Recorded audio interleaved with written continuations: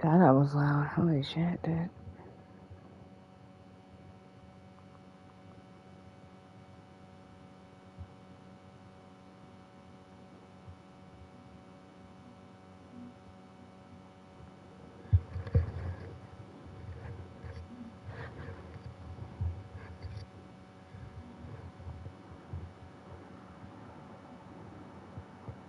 Hello? Can you hear me?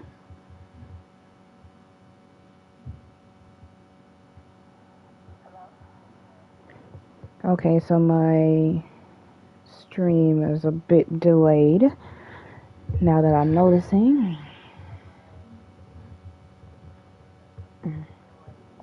Okay, let's get side stories, files, pictures, music. Let's go straight into the...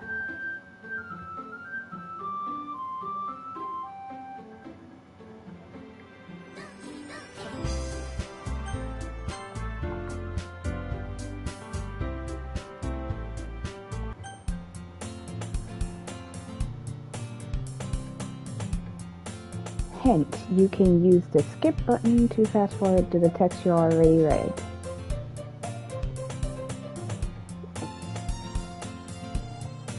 After all, she told you guys she was bringing me to the club before she even told me.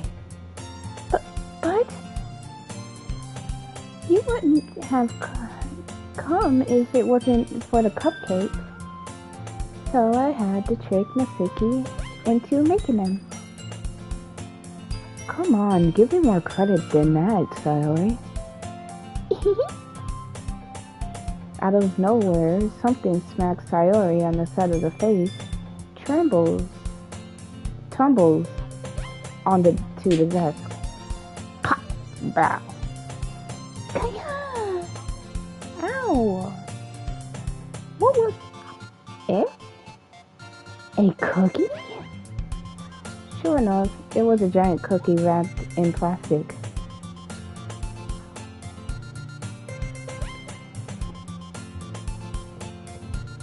Sayori glances around. Is this a miracle? It's because I paid my retribution? Actually, that one almost was. I was just going to give it to you, but then I heard you blab about the cupcakes. It was really worth seeing your reaction, though. Nasuki! That's really nice of you. I'm so happy. Sayori hugs the cookie. Jeez, just eat it. Sayori rapidly tears open the wrapper and takes a big bite. So good. Sayori suddenly claps her hands over her mouth. I bit my tongue. You going through a lot over just one cookie? Nasuki takes a bite of her own cookie.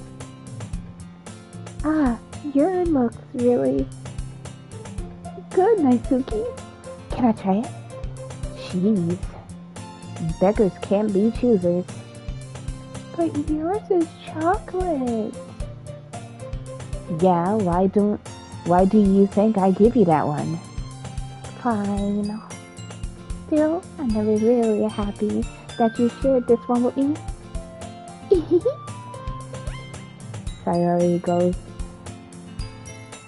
Sayori gets out of her seat and goes behind Nasuki, wrapping her arms around her. Ah, jeez. I get it. Cookie still in hand, Nasuki reaches to nudge Sayori off of her. Sayori leans down and takes a bite of Nasuki's cookie. Hey! Did you seriously just do that?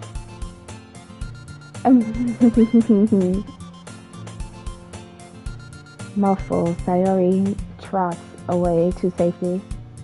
Yuri and I laughed as well. Jeez, you're such a kid sometimes. Monica, can you tell Sayori? Eh? Natsuki glances around. Monica isn't in the clubroom. Ugh, where is Monica anyway? Good question. Have any of you heard anything about her being late today? Not me. Yeah, I haven't either. That's a bit unusual. I hope she's okay.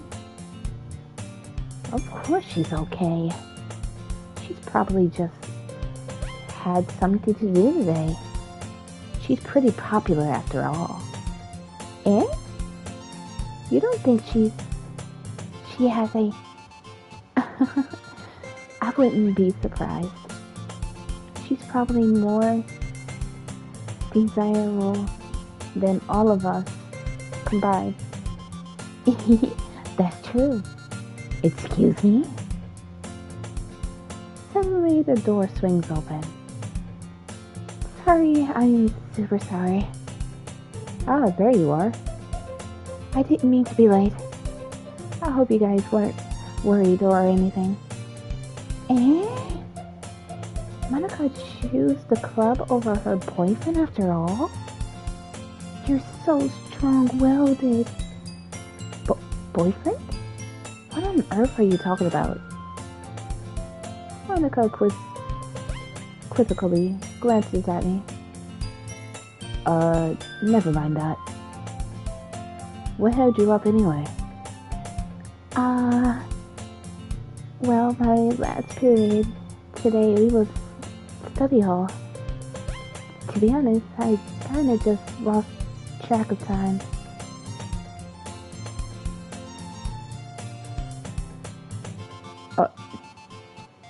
You're hungry? Go eat something.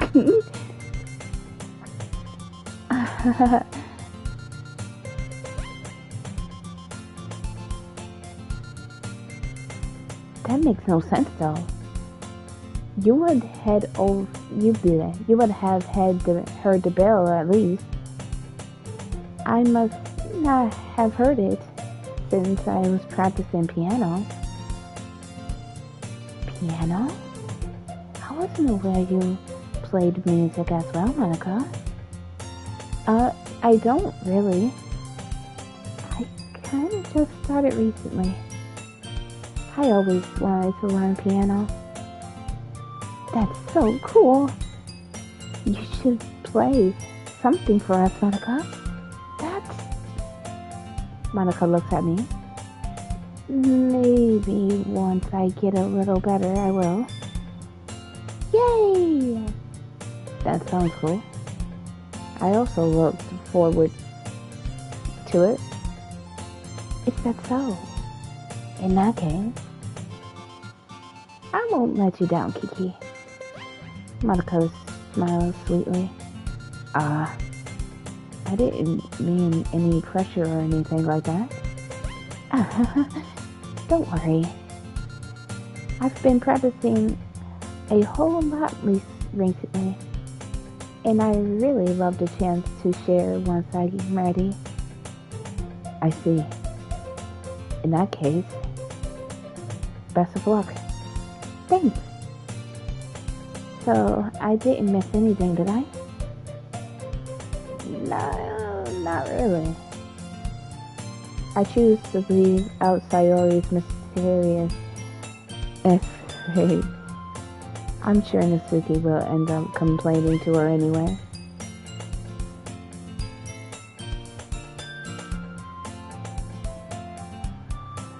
He's making out of his...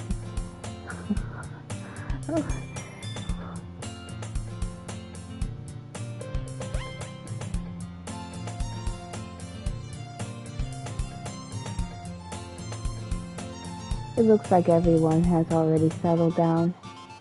Sayori somehow finished her entire cookie. Yuri is back to reading her book. and Natsuki disappeared into the closet. Man, it looks like no one wants to be bothered today. I slumped down into the nearest desk. How am I supposed to occupy myself with something literature related by myself like this? Oh dear.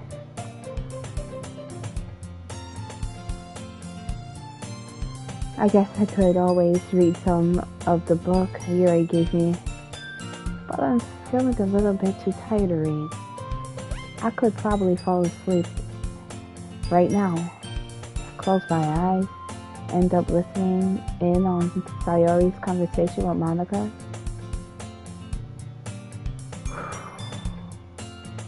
All this reading, dude.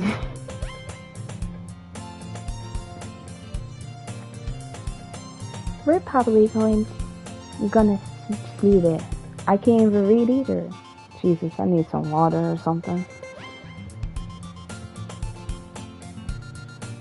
We're probably gonna seem really lame compared to all the other clubs though. Well, we can't give up.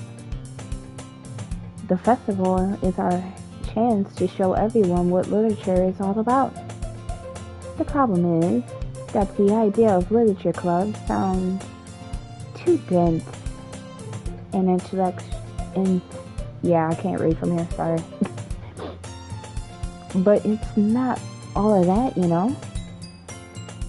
We just need a way of showing that to everyone.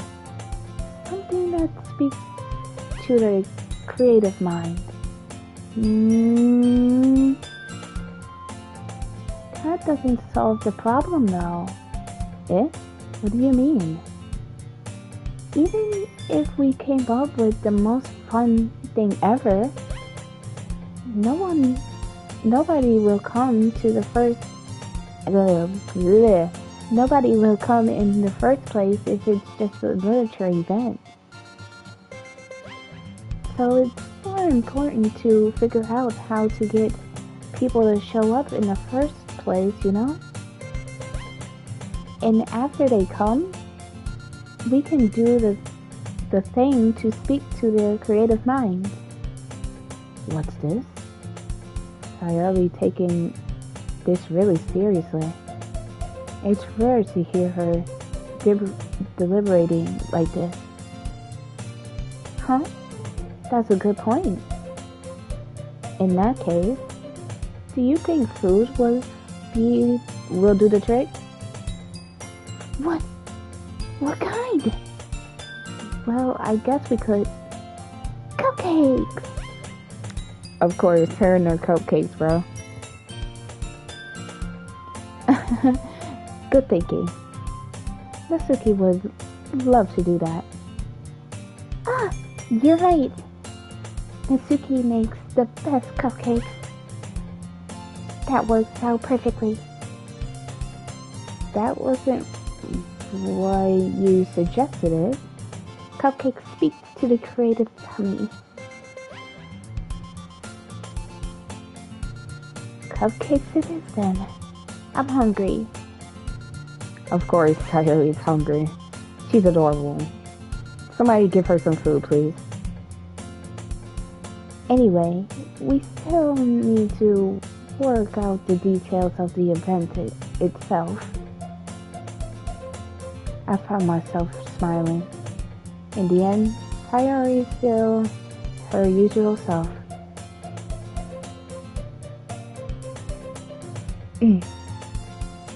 But then, in lies the unexpected reason I admire. Unlike me, who... Hello, Slick Devil G, what's up? Unlike me, who has trouble finding any motivation at all, Sayori can put her mind to things and make them come to life. I suppose that's why I suppose that's why I ended of letting her get in my case about things, I can't help but wonder what it will be like to see the world through her eyes. Oh shit.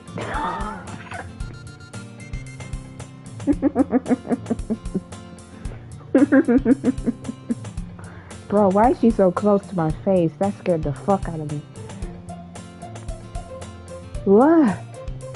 I opened my eyes to find Sayori's face filling my vision. I nearly fell out of my chair. Sorry. Wait. Actually, I'm not sorry at all. It's your fault for sleeping like that. This isn't the napping club. Does our school have a napping club? You're staying up late again, are you? Now that you're in the club, you're going to have less time for anime, you know? You'll need to get used to it. Don't say that out loud. I glanced over my shoulder to see if Monica overheard. It's true though. Yeah. I know. You're always looking out for me, Sayori. It's what I do best. That's a problem. What about you? You're looking out for me better than you're looking out for yourself. You're still oversleeping every day, aren't you? Not every day. That's not very convincing. How many days, like this past week, have you gotten up on time? It's a secret. I know it. Come on. At least give me the benefit of the doubt. I don't even do that. Look, Sayori, it's written all over you. Sayori glances around at herself. How is it written all over me? You're clearly in a rush this morning. Look, your hair is sticking all over the place here. Ah! I ran my fingers down the side of Sayori's hair, trying to straighten it out. Man, you really need a brush for this. My hair is just really hard to get right. I won't fall for that. There's more than just your hair. Look, your bow isn't straight either. And there's toothpaste stain on your collar right here. I tried to wipe off the stain with my finger. But nobody would ever notice that. Of course they would. Nobody's going to tell you about it because they don't want to embarrass you. Fortunately, I really don't care about that. Hey, you meanie. And you don't even keep...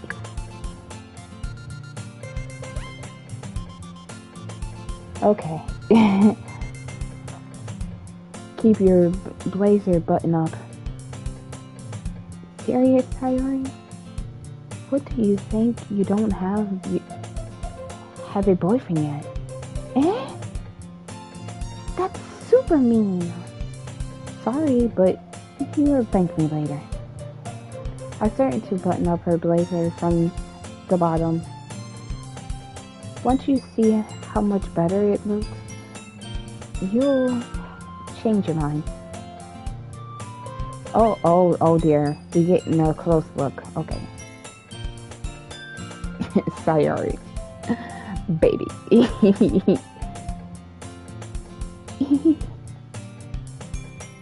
This is so funny. What is?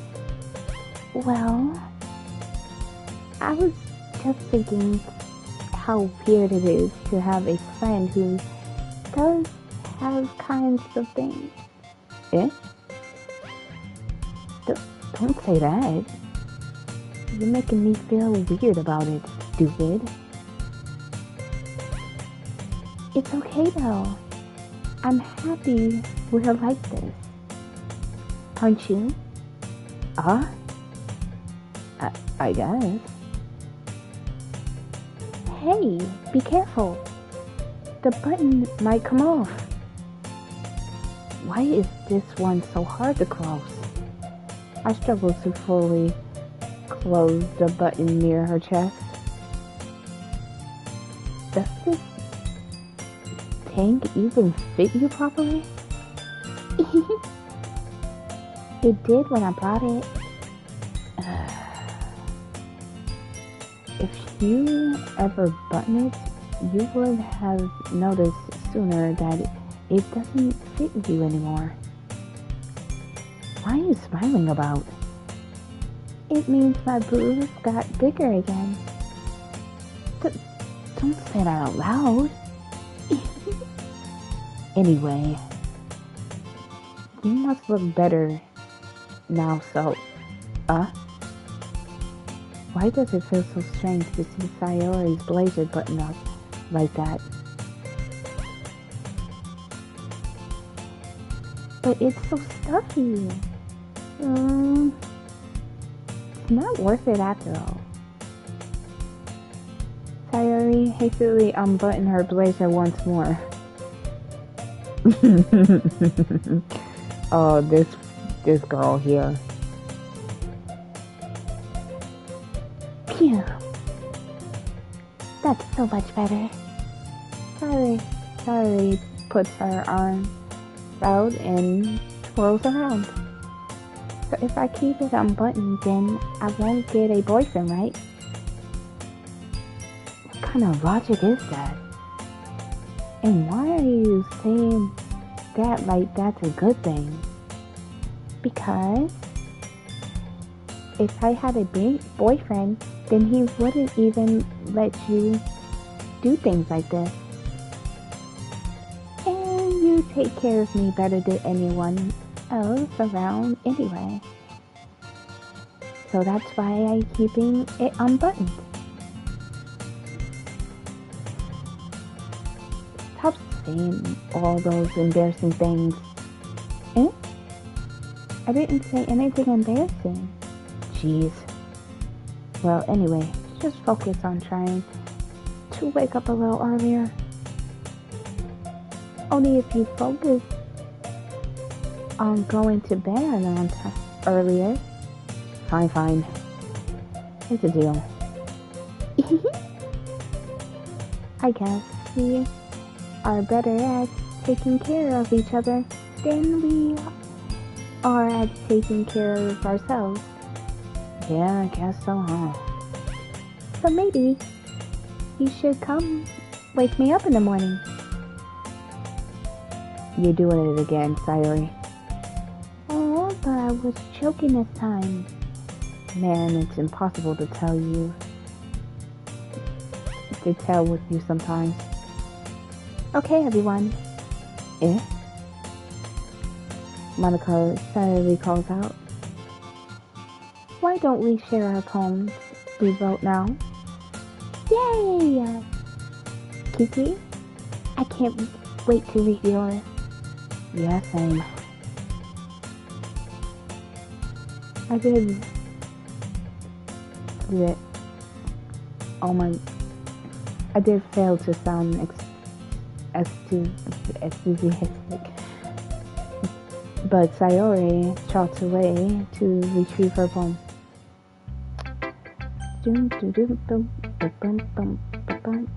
Alright, we're about to do Sayori, because she's baby, and I love her so much.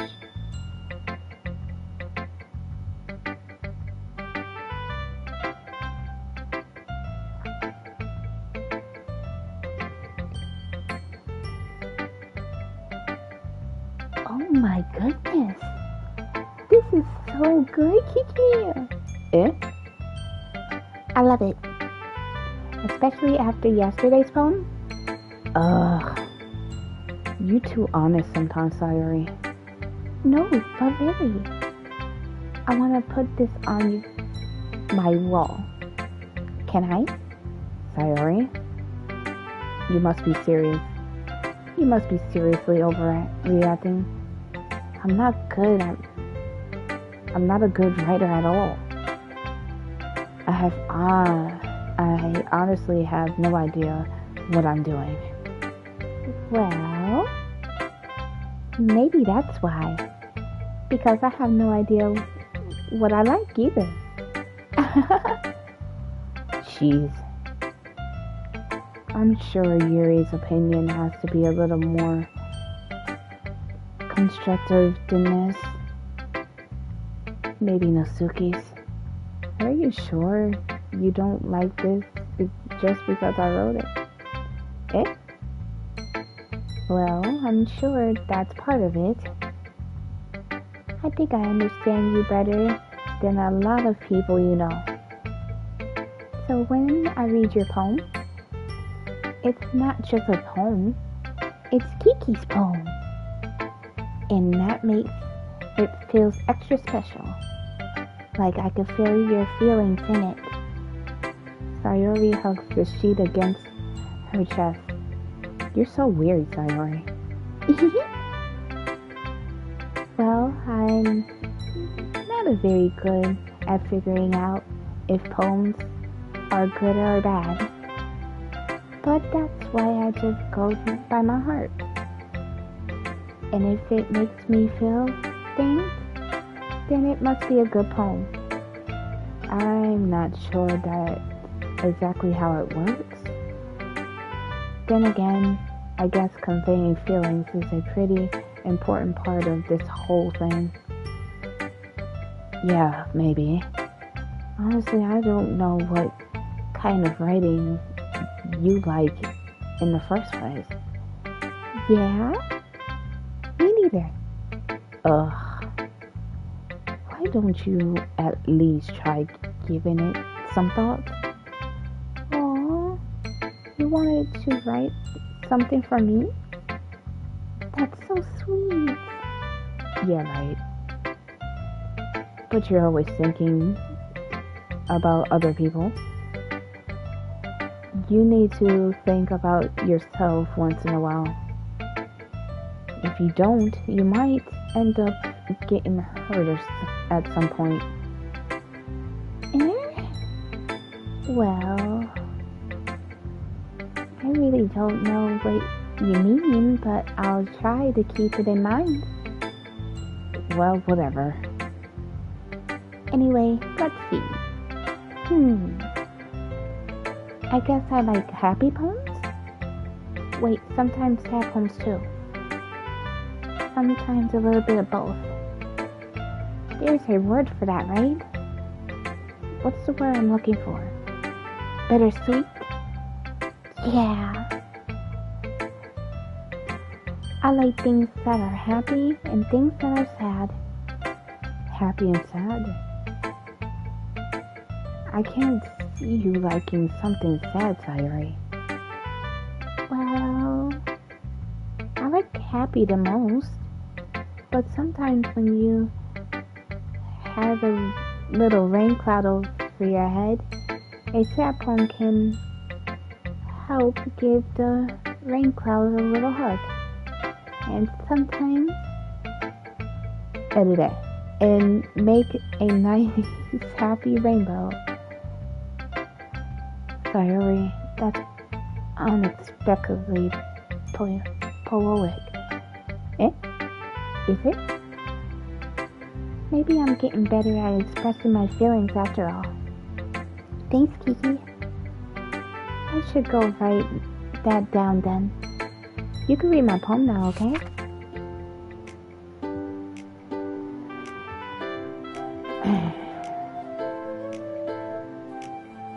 Oh, shoot. Oh, bottles. I pop off my scalp like a lid of a cookie jar. It's like a secret place where I keep my old dreams. Little balls of sunshine all rubbing together like a bundle of kittens. I reach inside my thumb and forefinger and pluck one out. It's warm and tingly, but there's no time to waste. I put in a bottle to keep it safe, and I put the bottle on the shelf. Aww, she's so sweet, I swear to freaking God. Oh, this is too much to read. I don't think I can handle this.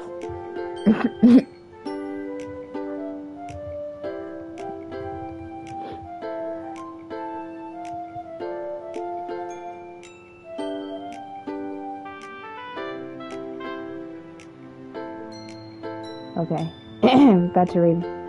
And I put all the bottles on the shelf with all of the other bottles. Happy thoughts. Happy thoughts. Happy thoughts. In the bottles, all in a row. My collection makes me lots of friends. Each bottle a sunlight that relay to make amends. Sometimes my friends feel a certain way.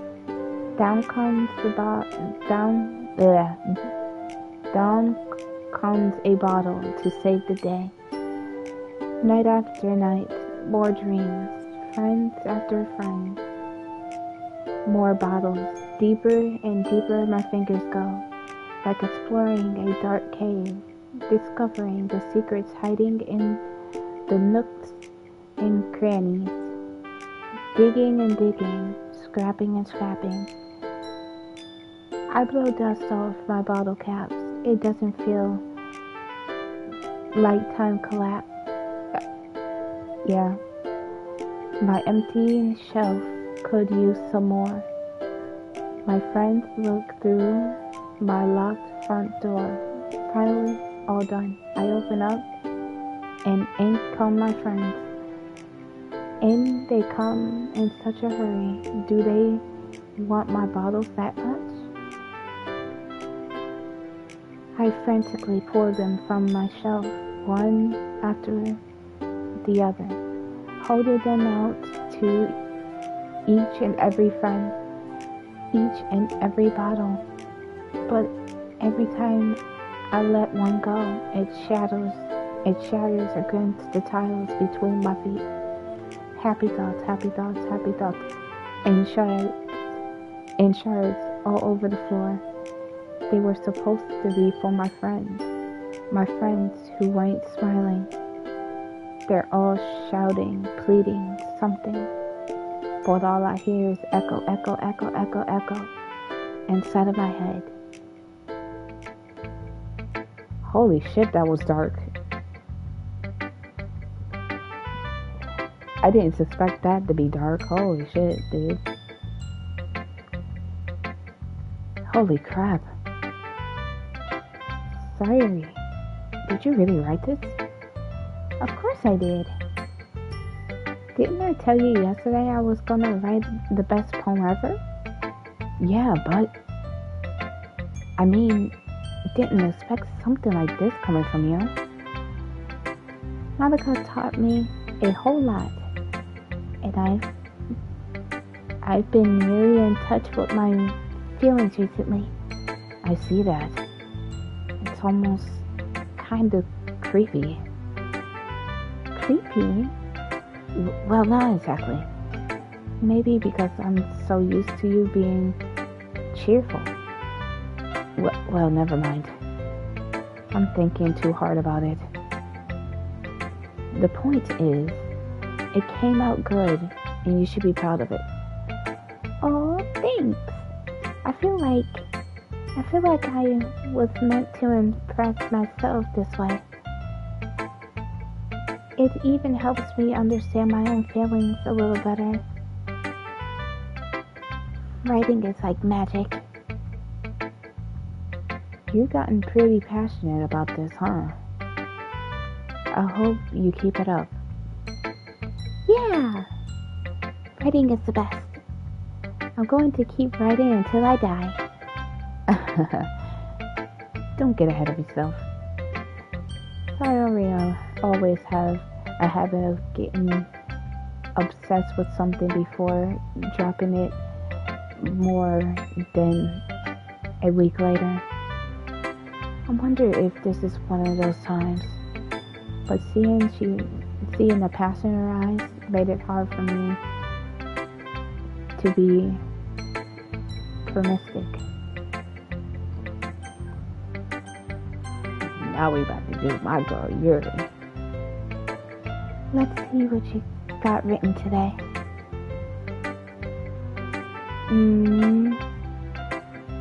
This is pretty good, Kiki. Were you influenced by seeing everyone's writing styles yesterday? I guess you could say that. I was also a bit surprised by how differently everyone writes. So I respect you for trying new things. You don't need to be afraid to be a little bit more daring. Metamorphose can go a long way. Oh fuck, I can't see. Don't feel like you need to work your brain like turning a bunch of gears. Try letting your mind wanders through your feelings and write down the things you see and hear. That's one way to truly enable your reader to see into your mind. It's very eminent exercise. I see. That's a certainly interesting technique. Thanks for sharing. I have an example of that if you'd like to read it. Of course. It's this poem you wrote today. Yuri nods and timidly hands me her poem. Oh dear, I can't read cursive. I can't read cursive. So I'm gonna let this stay on the screen for a while. So y'all can read it yourselves.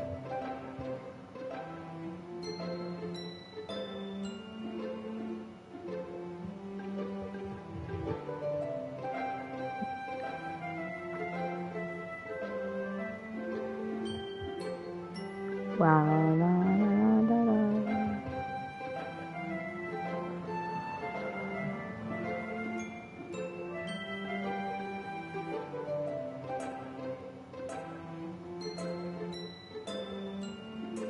Oh, the poems are getting longer. Oh, Jesus Christ, Lord.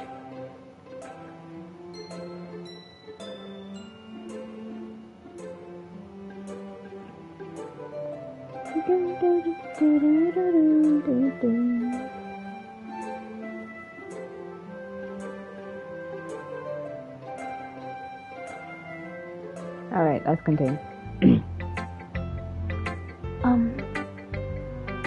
I was a little more daring with this one than yesterday. I can see that. It's a lot more metamorphical. I don't know if it was my fault, but I can't begin to imagine what this poem is about. That's right. Oh, hello. It's a bit closer to my preferred writing style. Using the poem as a canvas to express vivid imagery and comfort emotions through them.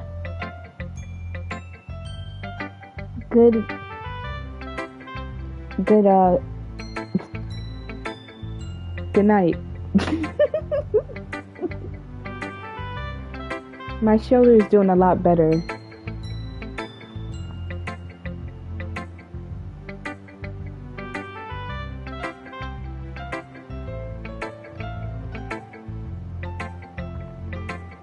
Yeah, if I take it.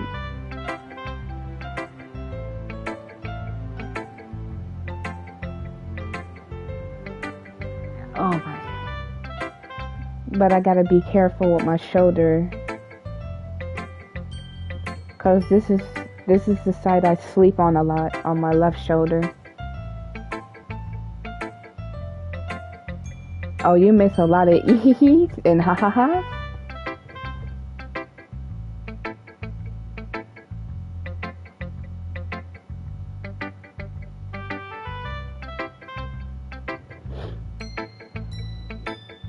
Yeah, if I take it at face value, then I can't even figure out what it's supposed to be. Well... Oh, you're gonna get some more ee-hee-hees and ha-ha-has later.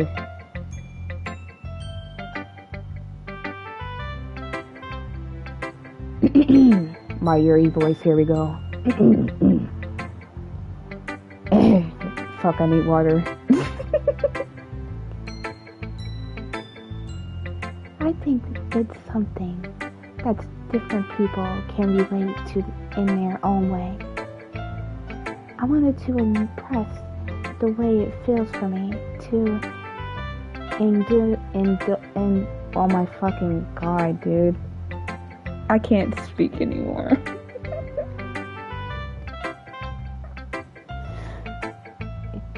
In my more unusual hobbies. It's those sort of things I'm usually forced to keep myself. So I sometimes enjoy writing about them.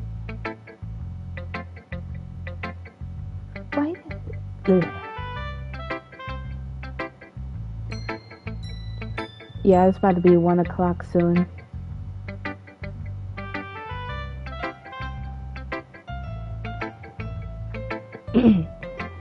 Why do you keep them to yourself? Because they're embarrassing, and people would make fun of me. Don't you have anything like that, Kiki? Well, yeah, I guess I do. I feel like everyone has a little something like that. The best we can do is respect each other in our individualities. Yep.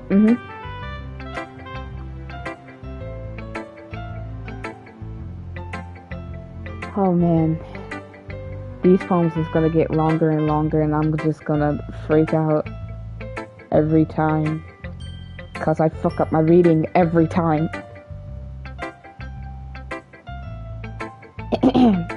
Even if it's difficult sometimes, and something makes us uncomfortable. After all, if I haven't learned to embrace my own weirdness, I would probably hate myself. I might be ranting a little bit now, but I'm glad that you're a good listener.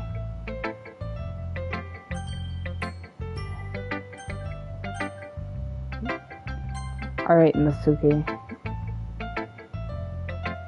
Let's see how sassy you're gonna get with my poem. My a little dark mixed with happiness poem.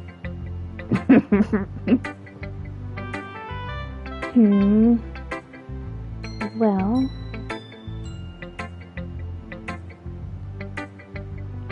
oh, you missed Sayori's part.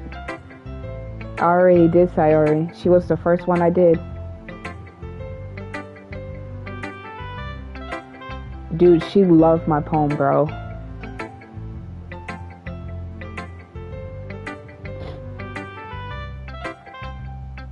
Well, I can admit it's better than the last one. It's nice to see you're putting in some effort. That's good. But I still don't like this at all. I fucking knew it. She's gonna hate every poem I'm gonna make.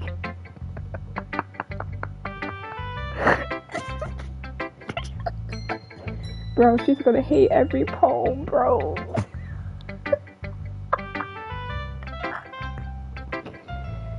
Oh shit, dude.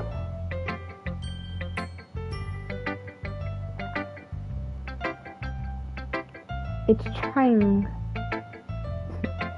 trying too hard to be serious. Bitch, I am serious.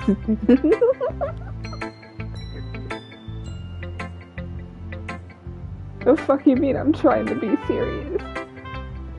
All my poems is gonna be fucking serious. She talking shit. I'm about to push her down the stairs, bro. Eh? What do you mean by that? Poems don't need to be deep sounding to impress something. What the fuck you mean?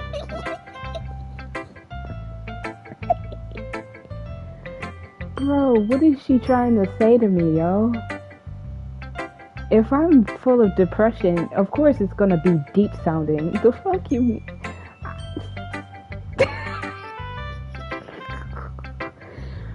Oh, Natsuki, I'm just gonna push you down the stairs.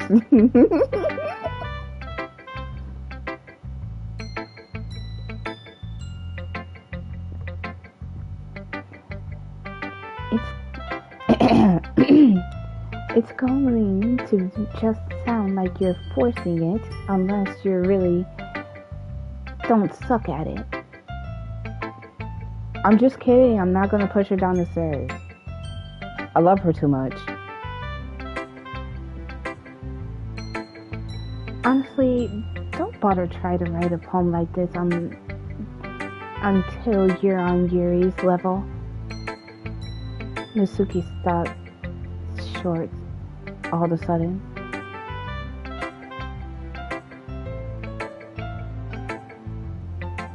Nah, I wouldn't hurt Natsuki. She's like a daughter. I would take care of her the best I could. I mean, come on, these are teenagers. I would never hurt a teenager in my life. Unless if they punch me or something. Then, yeah, I have to push somebody down the damn stairs. Don't tell me. Eh? You're not just trying to impress Yuri, are you? What are you talking about? And keep your voice down.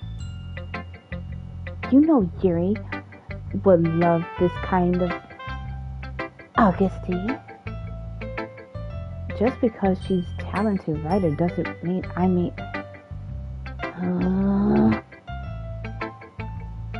looks like I'm in trouble.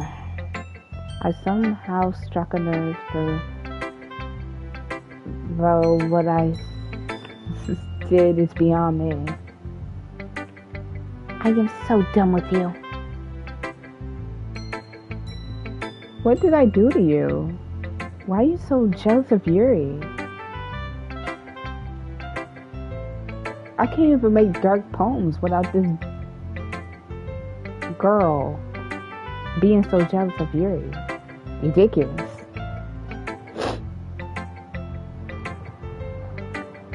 Natsuki shoves the poem I handed her back over to me.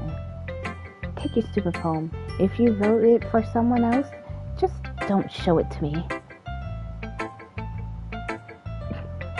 I almost called her the B word, but I just said, girl, I'm being nice today.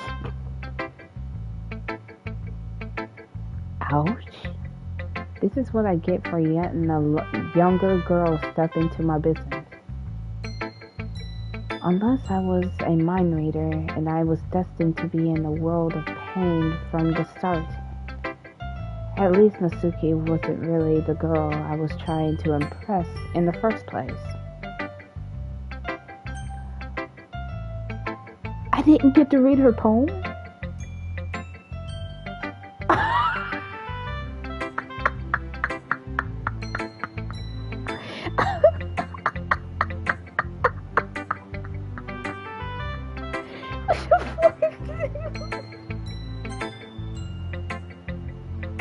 Okay, Monica. That's...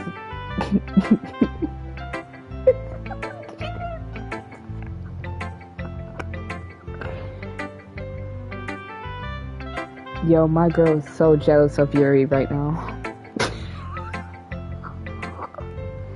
Okay, Monica.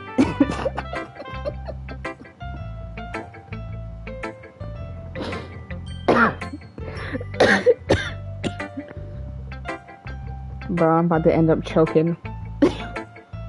Why is nice? Alright. Hi again, Kiki. How's the writing going? Alright, I guess. I'll take that. As long as it's not going bad, I'm happy that you're applying yourself. Maybe soon you'll come up with a masterpiece. I wouldn't even count on that. You never know. Want to share what you wrote today? Sure, here you go. I give my poem to Monica. Please don't hate it, Monica. Monica, I beg of you.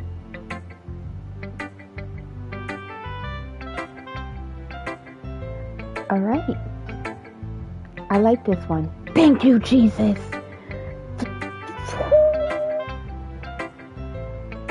Bro, all three of them like my poems except Natsuki. I like this one. It makes me think of something Sayori would like. Is that so? You and Sayori are really good friends, right? I wouldn't be surprised if any of those sorts of things are in common. Well, we may be good friends, but Sayori and I are actually really different. Well, that's maybe the case. But maybe there are also something similar that you wouldn't expect. The way she talks about you, it sounds like you two really care about each other's well-being.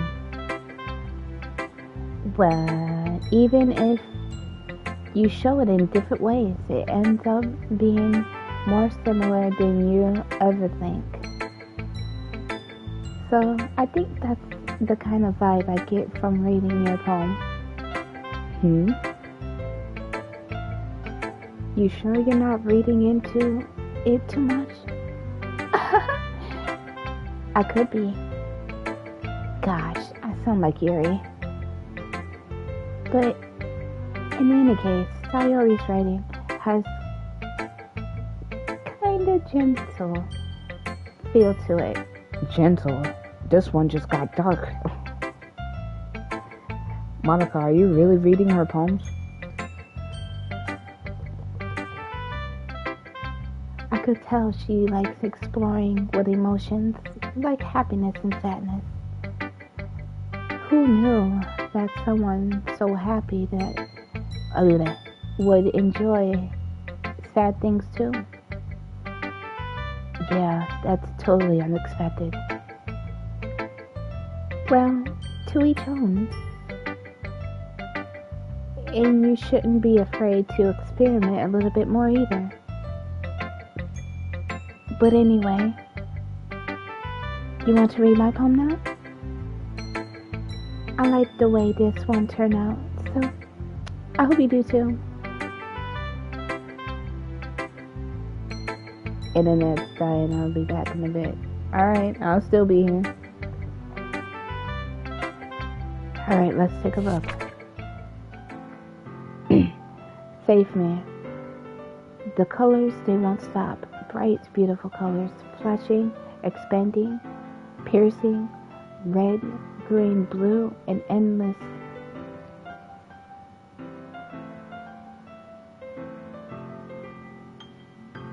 I have no idea what the hell that says.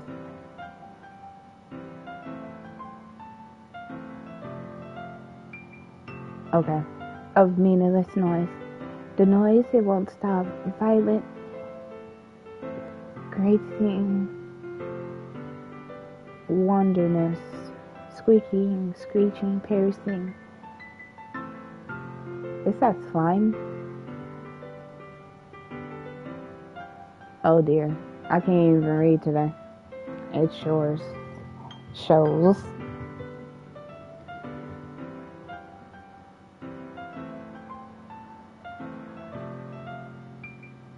This one sounds dark too. What the fuck is y'all? What?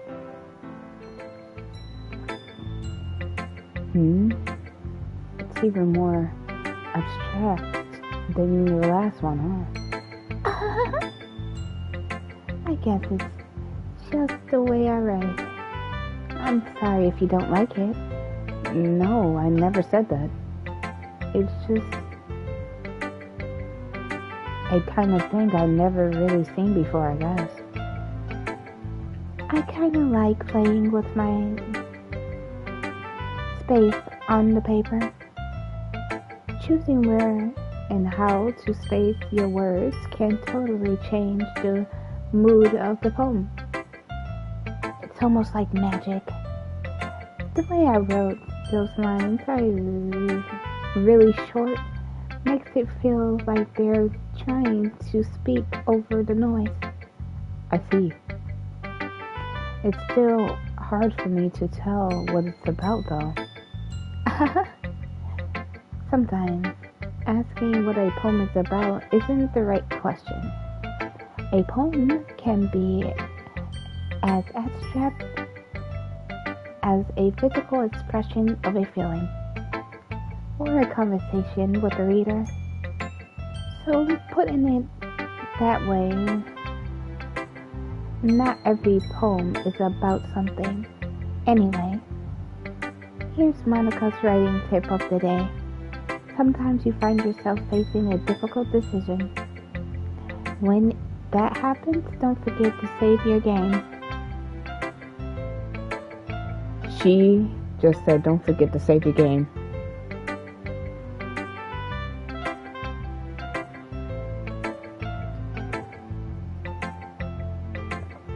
That's fucking terrifying.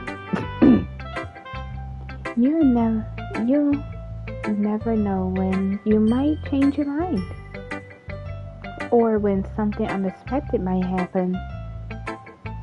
Wait, is that a tip about writing? What am I even talking about? That's my advice for today. Thanks for listening. Okay, everyone.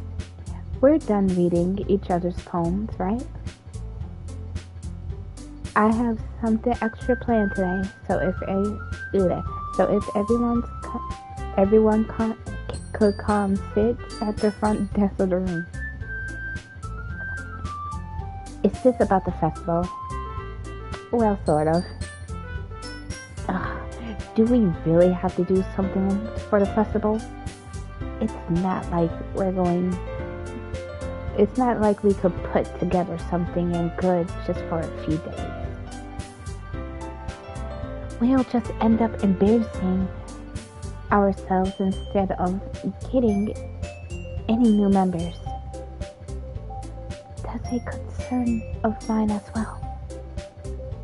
I don't really do well with last minute preparations. Don't worry so much. We're going to keep it simple, okay? We don't need much more than a few decorations. Sayori has been working on posters, so I designed some pamphlets we can give out during the event. Okay, that's great and all, but that doesn't tell us what we're actually going to be doing in the event. Sorry. I thought you heard about it already. We're going to be performing. Performing? Monica? Yeah, we're going to be having a poetry performance. Each of us are going to choose a poem to oh no.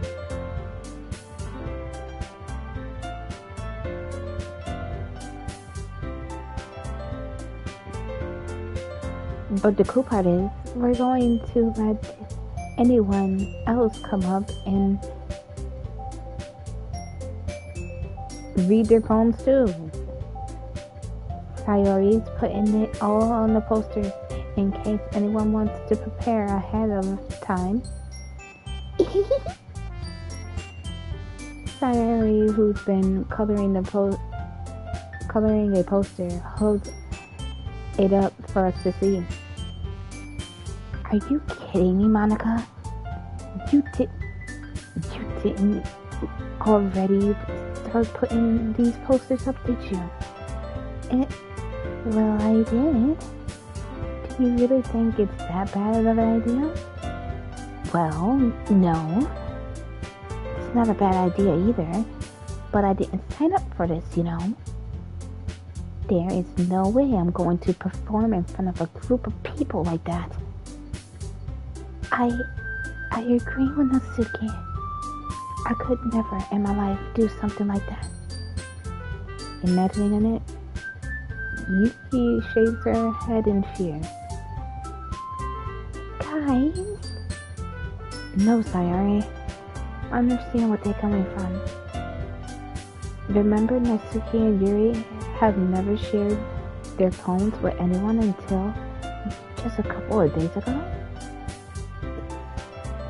It's a lot to ask for them to read their poems out loud to the whole room of people. I guess I kind of overlooked that. So I'm sorry. But I still think we should give it our best. We're the only ones responsible for the fate of this club. If we start the event and each put out a good performance, then it will inspire others to do the same. And the more people who perform, the better we'll be able to show everyone what literature is all about. Yeah! It's about expressing your feelings. Being intimate with yourself. Finding new horizons. And having fun. That's right. And it's those reasons that we're all in this together today. All in this club today. Sorry. Don't you want to share that with others? To inspire them to find the same feelings that brought you in the first place? I know you do. I know we all do. And if it takes is standing in front of a room for 2 minutes and reading a poem, then I know you can do it. Natsuki and Yuri remain silent. Sayori looks worried. I guess that leaves me no choice. I agree. I don't think it's too much to ask. I think Sayori and Monica have been trying really hard to get a new member. The least we can do is help them out a little bit. Well, maybe, but looks like Natsuki doesn't have any arguments left. Okay, fine. I guess I'll just get over it. Alright. Phew. Thanks, Natsuki. What about you, Yuri?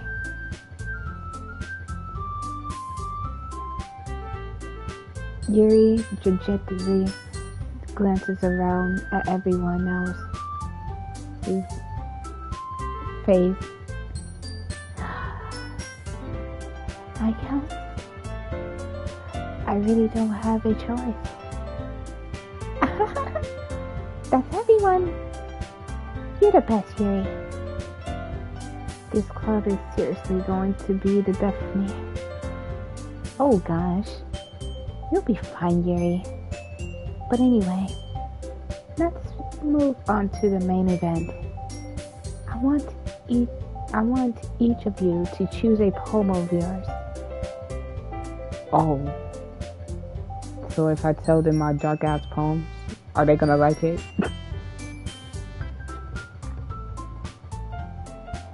Oh shit, I can't see nothing.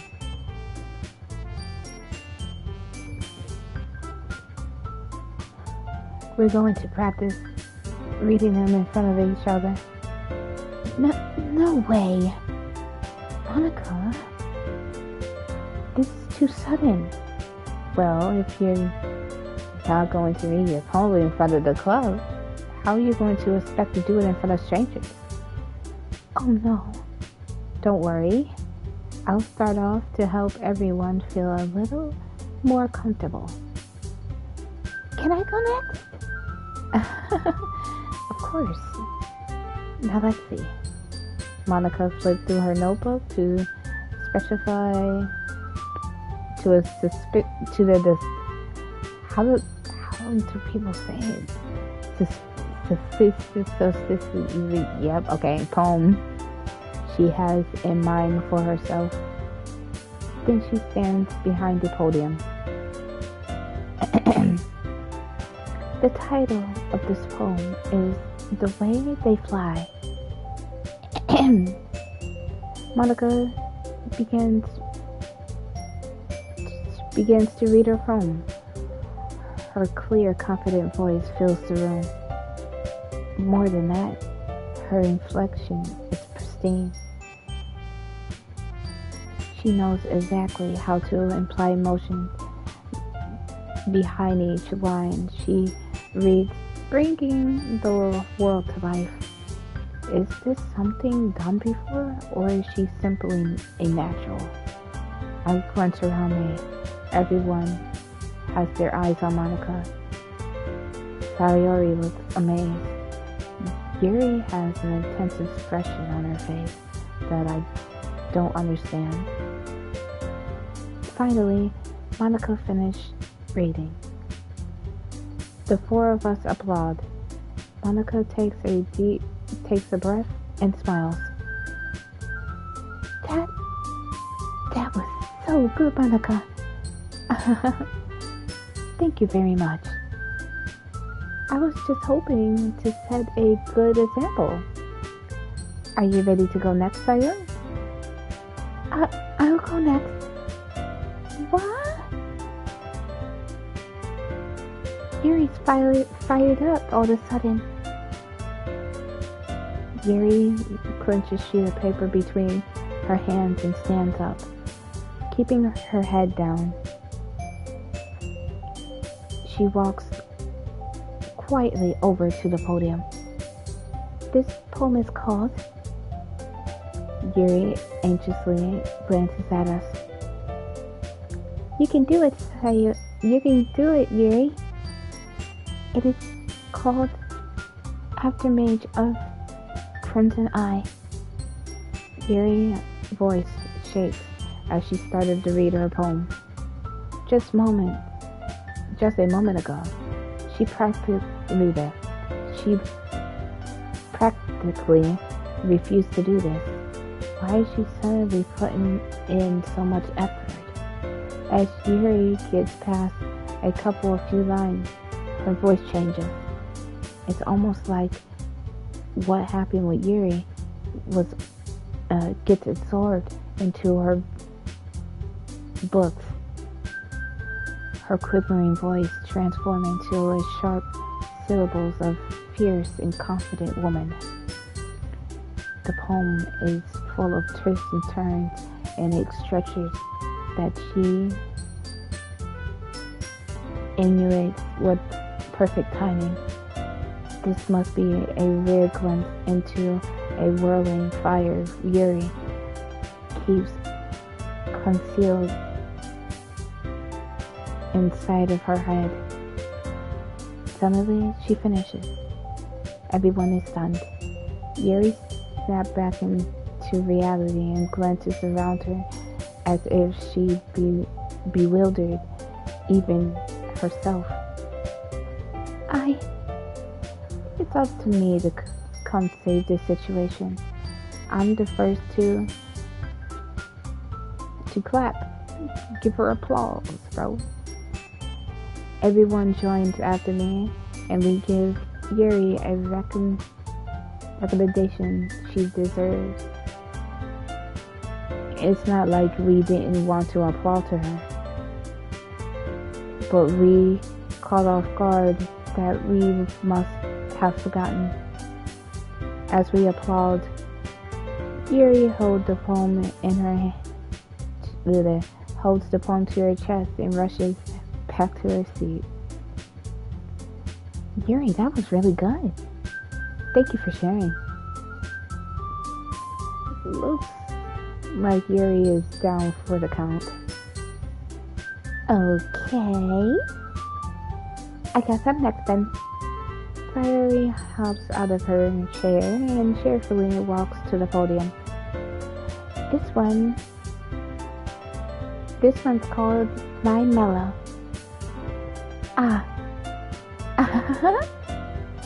Sorry, I giggled. Sayori, it's a lot harder than I thought.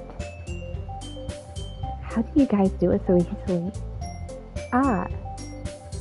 Try not to think like you're reading to other people. Imagine you're reading to yourself, like in front of a mirror, or your own head. It's your poem, so will it come out the best way? I see. Okay then. Sayori begins her poem. Somehow, it feels like her soft voice was made as a perfect match. The poem isn't aimlessly cheesy like Sayori is. It's scenery and bittersweet. If I were to read this on paper, I probably wouldn't think much of it. But hearing it come from Sayori's voice almost gives it a whole new meaning. Maybe this is what Sayori meant when she said she likes my poems. It's like I get to reach more deeply into someone I thought I knew, though, and through and through.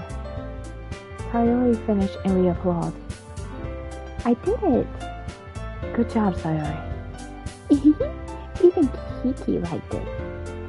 I guess that's a good sign. What does that even mean? It came out nicely, Sayori. The atmosphere of the poem fits you really nicely. But it might be that other poems wouldn't work quite as well with that kind of delivery. I don't really understand. In other words, I've seen poems of yours where that sort of gentle delivery wouldn't work as well. They might need a little more force behind them, depending on what you're reading. Oh, I know what you mean. I've been practicing that kind of thing. It's just embarrassing to do it in front of everyone. The next time I'm going to make you pick a poem that challenges you a little more. We don't have much time before the festival, you know. Okay, now who's next? Natsuki? Don't make me go before Kiki. It's not like I compare to you guys or anything. Might as well let Kiki lower everyone's standards a little bit before I have to do it. Natsuki? It's fine. I might as well get it over with. but it's not like I have much of a selection of what to read. I'll just have to go with what I wrote today. I stand up and stand in front of the podium. Everyone has their eyes on me, making me feel terribly awkward. I read my poem. Since I'm not exactly confident in my own writing, it's hard to put energy into it. Despite that, once I finish, I receive applause anyway. Sorry, I'm not really good.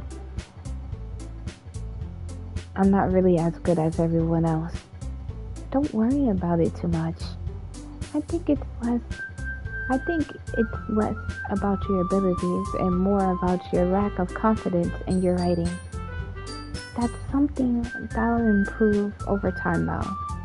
Yeah, maybe. Alright then. That just leaves me and that leaves you, Natsuki. Yeah, I'm going. Natsuki begrudgingly gets out of her chair and makes her way to the podium. This poem is called, Why Are You All Looking at Me? Because you are presenting. Anyway, the poem is called Jump. Natsuki takes a deep breath. Once she started to read her poem, her sour attitude disappears a little. When she still what? I never heard of that word. What the fuck is that? Whatever. Her poem has a rhythm and rhyme to it. It's Natsuki's trademark style, and it works surprisingly well when spoken out loud. The words feel like they're bouncing up and down as if life to the poem. Natsuki finished and everyone applauds. She hops back to her seat. That wasn't bad, was it? Easy for you to say. You'd be better not making me do that again. Well, do you at least feel prepared enough to read a poem in front of everyone? I mean, I'm doing it in front of other people will be easier. I could put on whatever face I want for other people. But when it's just my friends, it's just embarrassing. That's a surprise, Natsuki. I think it would be the other way around for me. Well, that's just how it is, so... Well, I guess, in that case, you won't have much to worry about for the festival. That said, I thank everyone for coming, though. It might be hard, but I hope you all have an idea of what it's like now. Make sure you pick a poem and create enough practice before the festival, okay? I'll be making puppets, so let me know ahead of time what you'll be reading. Jeez, I should find some other poems to read instead. That's fine too. It doesn't have to be your own. I'm already pleasantly surprised that you're putting all this effort in the club. It makes me really happy. Yeah, no problem. Okay, everyone. I think it's about it for today. I know the festival is coming up, so let's try to write poems for tomorrow as well. It's been working out really nicely so far, so I like to continue that. As for the festival, we'll finish planning tomorrow, and then we'll have the weekend to prepare. Monday's the big day. I can't wait! I can't do this. I can do this. Alright. I stand off. There's no way we'll be able to find the same enthusiasm as Sayori and Monica, but I'll do my best to get through it. If it's the sake of the club and impressing Monica, then I'll have to do my best. Ready to go, Sayori? Yep. Look at you two. Always going home together like this. It's kind of adorable, isn't it? Jeez, guys. Don't make such a big deal out of it. It must be a little nice, though. Well, how am I supposed to respond to that? It's okay, Kiki. You really don't have to say it. Whatever. Let's go already. I walk home with Sayori once more. Even though it's been a few days, a lot of things already changed. But today, Sayori's being a little quieter than usual on the way home. Hey, Sayori. Sorry, I was spacing out. Ah, no wonder. I was thinking about something earlier. I like how we get to, Sayori fumbled with her words. So let's just say that one day, Yuri asked you to go home with you. Huh? What would you do? What kind of question is that? You're putting me on the spot here.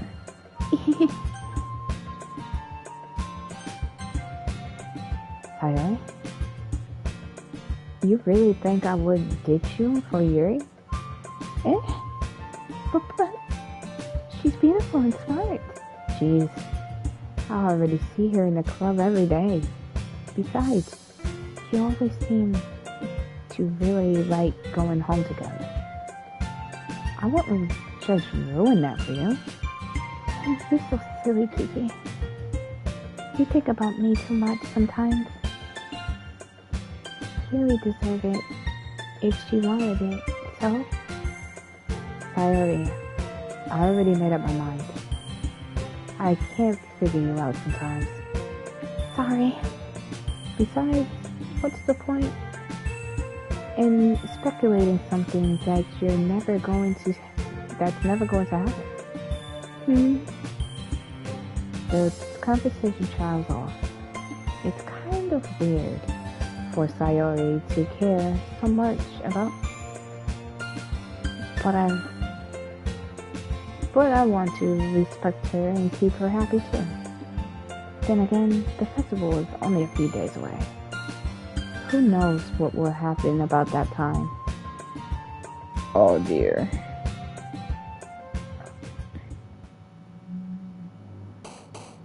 Okay, poem time. Doom. Okay, let me save it. Hold on.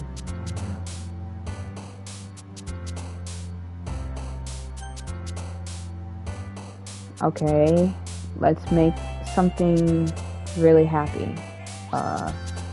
Rainbow. Wonderful. Heartbeat.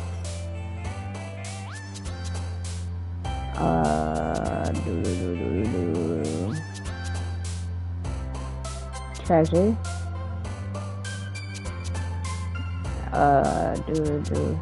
Lollipop. Nature. Sparkle. Puppy.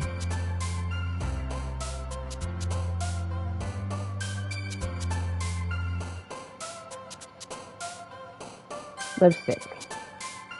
Fireflies. Flower. Fluffy. Shopping.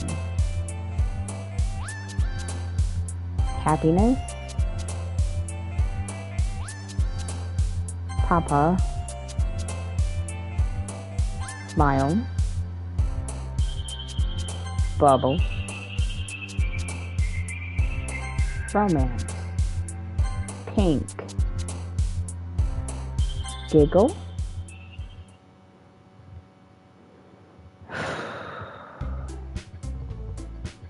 Oh man, I'm the last one again? Don't worry, I just walked in too. Were you practicing piano again? Yeah. You must really have a lot of determination. Starting this club and now picking up piano? Well, maybe not determination, but I guess passion. Remember that club that wouldn't be here if it wasn't for all you? And I'm super happy that you're all willing to help out for the festival too. I can't wait for the festival. It's gonna be great. Eh? Weren't you complaining about the festival? Weren't you complaining about it just yesterday, Natsuki? Well, yeah. I'm not talking about our part of the festival, but it's a whole day of school where we all get to play and eat all kinds of delicious food. You sound a bit like Sayori all of a sudden. Monica, do they usually have fried squid? Squid? That's a pretty specific thing to look forward to. Oh, come on. Are you saying that you don't like squid? You of all people. Eh? I didn't say I don't like it. Besides, what do you mean by you of all people? Because it's right in your name. Monica. Eh? That's not how you say my name at all. Also, that joke makes no sense in translation. Never mind.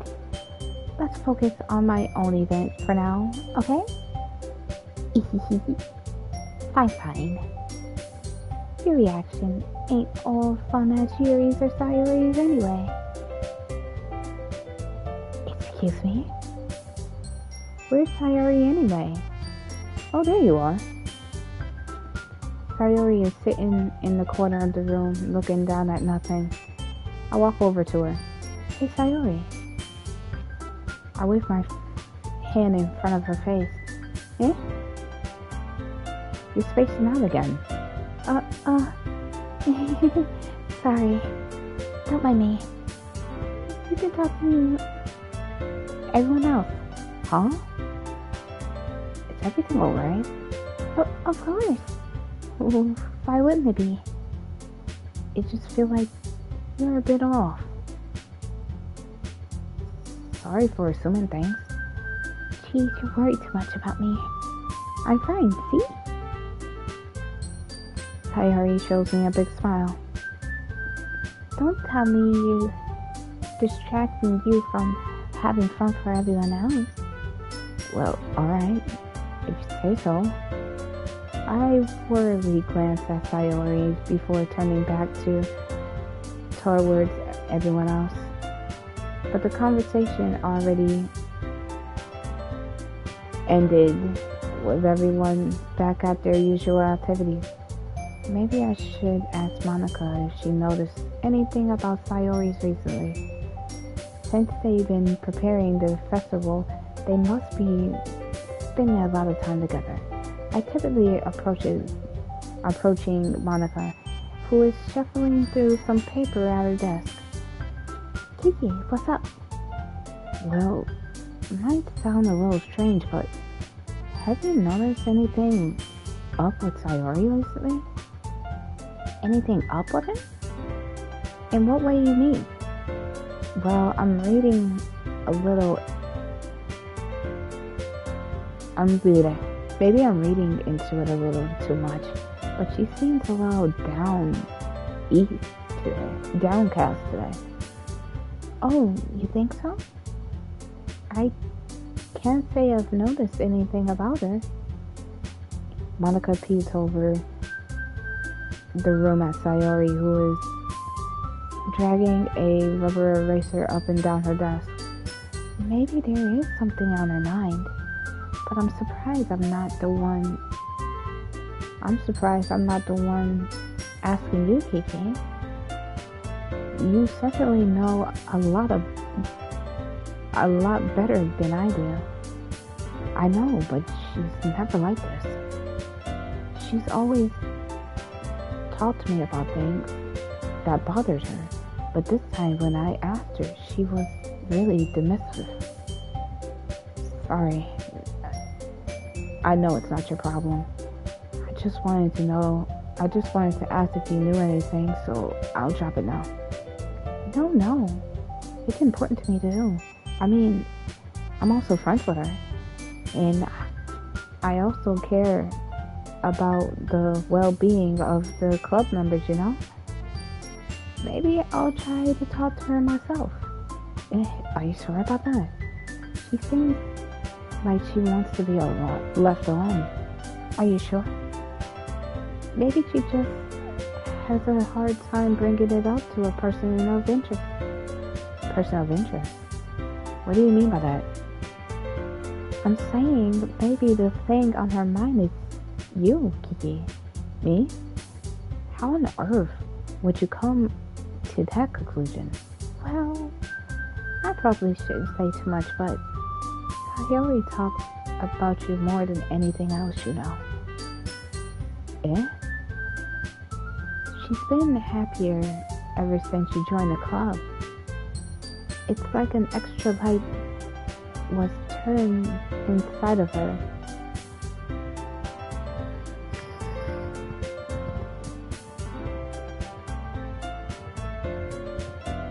What? No way. Sayori is always like that. She's always been full of sunshine. It's not different than it's always been. You're so funny, Kiki. Have you thought that maybe you always see her so cheerful?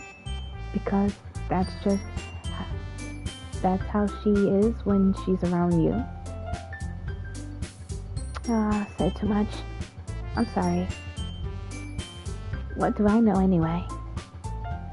I didn't mean to jump to conclusions, so you could just forget about what I said. I'll try to talk to her, so try not to think about it for now. Alright. Monica smiled meaningfully. I know she said to forget about it, but I already know that I won't be able to get her words out of my head. Monica stands up from her desk and walks over to the room where Sayori is sitting. I watch her kneel down to Sayori and gently talk to her, but she keeps her voice so quiet so I can't hear her from here. I sigh and sit myself down. I know Sayori told me not to worry about her and have fun with everyone else, but that's impossible to do when she's behaving like this. Exactly how do I care about her that I'm letting this weigh me down so much? Now it feels like I'm the one behaving out of the ordinary. But there's nothing I can do besides wait for Monica. Why does it feel like I'm being watched? I glance around the room. Suddenly I notice Yuri peering at me over her book, but she looks down just as quickly with a flustered look on her face. I realize she won't get anywhere like this.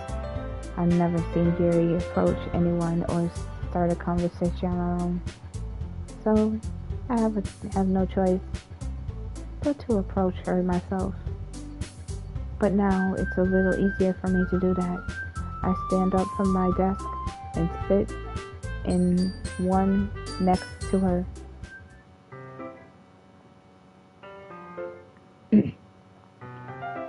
I didn't mean to bother you or anything.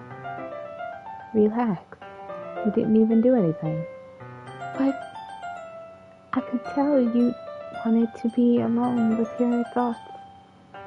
Alone with my thoughts? How will you be able to tell what I was thinking like that?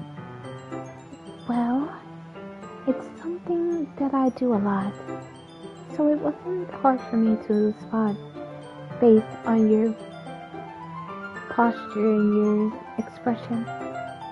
Not that I was staring or anything. I didn't do anything creepy like that. In any case, I guess you were right. I'm sorry if I caused you any concern. Don't apologize. Your troubles are only concern of those who are willing to share in those concerns.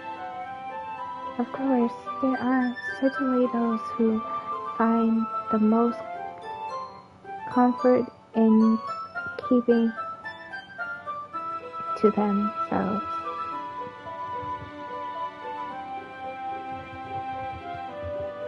But if you would prefer to share what's in your mind, then I would gladly to listen.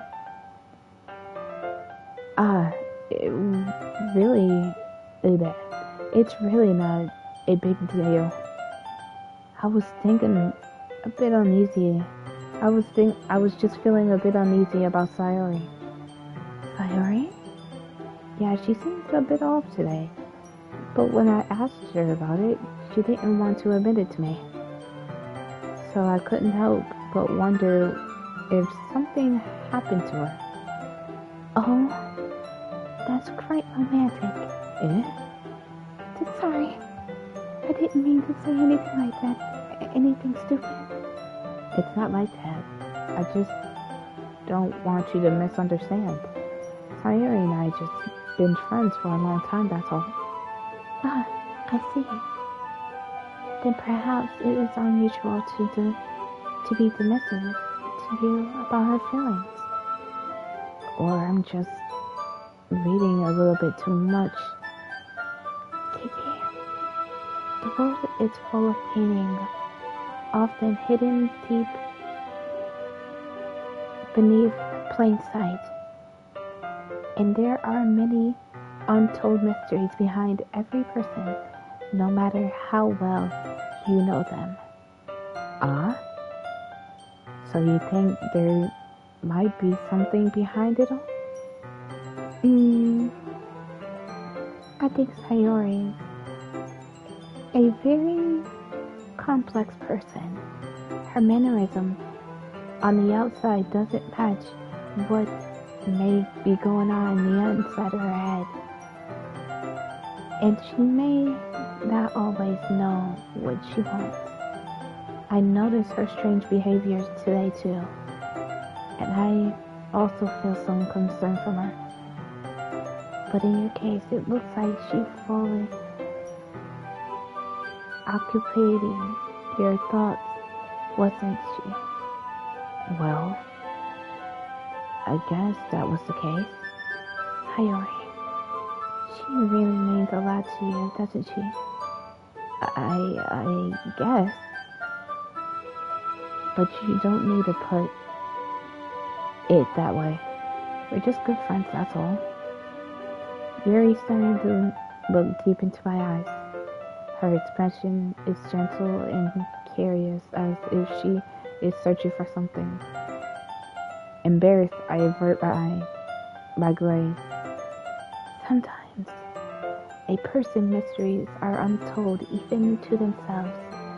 And you, as someone honest and caring, may uncover feelings you weren't aware were in you. That is, I think that she would be a very fortunate person to have you feel that way about her, Yuri. You're giving me too much credit. I'm a pretty simple guy. So I think I'm pretty good at understanding my own feelings. I'm not nearly as sophisticated as you. Oh, that's not a compliment, is it? It is what it is. Anyways, as long as we're here, why don't we do some reading? Well, as long as you're okay with it. Yeah.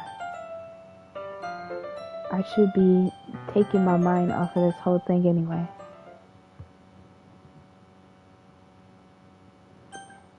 No, we're about to save it. No, we're saving it right here. Yes, sir. I have a feeling this is going to get bad now. All this reading, and I feel this is going to be really bad. The fucking music just turned off. That was the scariest shit. Okay, everyone. After some time passes, Monica calls out to the club room.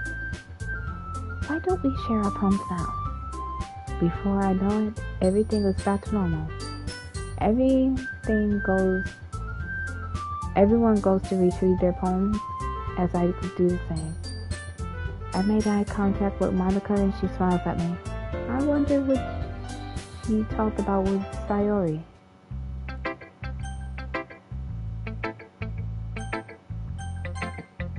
Let's do it with Sayori, cause she really is the baby here. This is your best one so far. It's really nice, Kiki. Thanks. Sorry, you've been a little quiet today. Is everything alright? Of course. Everything is fine. Maybe I'm just a little tired today. Do you want to take a nap or something? No, that's silly. Don't worry about me, okay? I only want to see a smile on your face. Well, alright. Hey, Kiki. I'm still a little surprised. I really thought you would try writing poems like the way Yuri does. Or even Natsuki. But in the end, yeah.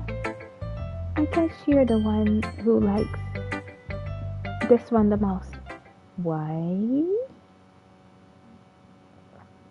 You don't want to get closer with anyone else?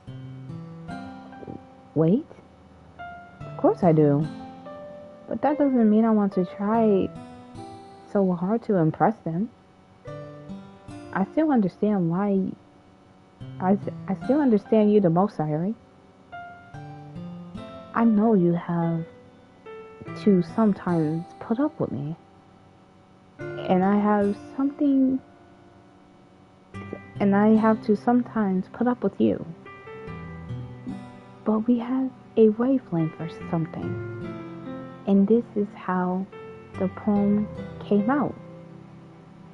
Sometimes it feels like you're the only exciting thing in my life. So sometimes life is just easier to write when thinking about you. Sayori? No, Kiki. I don't deserve this. You're too nice to me. Why are you doing this? Sayori has trouble keeping her voice steady all of a sudden. If you have fun with everyone else instead, this wouldn't be so much easier. Sayori. I glance around the room to make sure that no one has noticed this. Sayori, I probably never said this before, but I don't understand why you're feeling this way right now.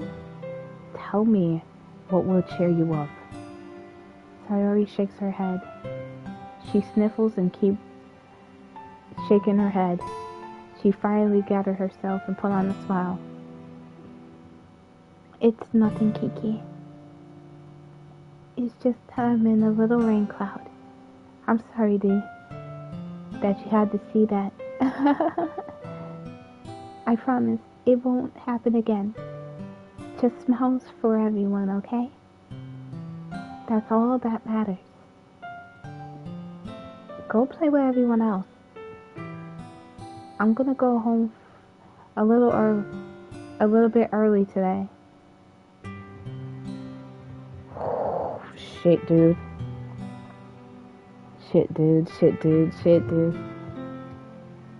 Sayori?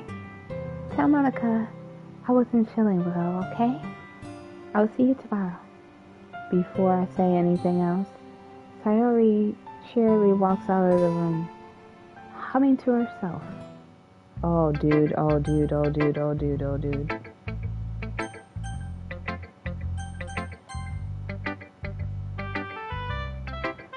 Hi, Kiki. Have you thought about what to submit to perform at the festival? Well, being at this club is one thing, but performing in front of people, I'll have to give it some thought. Okay, no pressure. But whatever you do, I'm sure it will turn out great. It would also make me happy to see. Anyway, let's take a look at today's poem. Sure. I let Monica take the poem I'm holding in my hand. I like it, Kiki. Really? It's a lot cuter than I expected. Oh, jeez. No. It kind of makes me think something Natsuki would write. And she's a good writer, too. So take that as a compliment. If you say so. Yep. There's a lot of poems or stories out there that are no more than a few simple words. They can be funny, enduring, or even sad. And sometimes they're only a few lines long. They might even feel like they're written for kids, but if you think about them, they can express views of the world that would apply to anyone. I see. So you're saying that Natsuki is kind of like that. Sort of. More, she's not an expert. Maybe she's not an expert, but you probably won't find much filter in her poetry.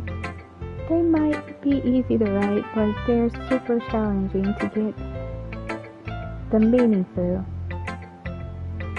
So I can see why it would be your kind of poem to explore. Anyway, I'll share my poem with you now, alright? Alright. The woman who knows everything, an old tale of a woman who wanders earth, the lady who knows everything. A beautiful lady who has found every owner, all meaning, all purpose, all that was salt.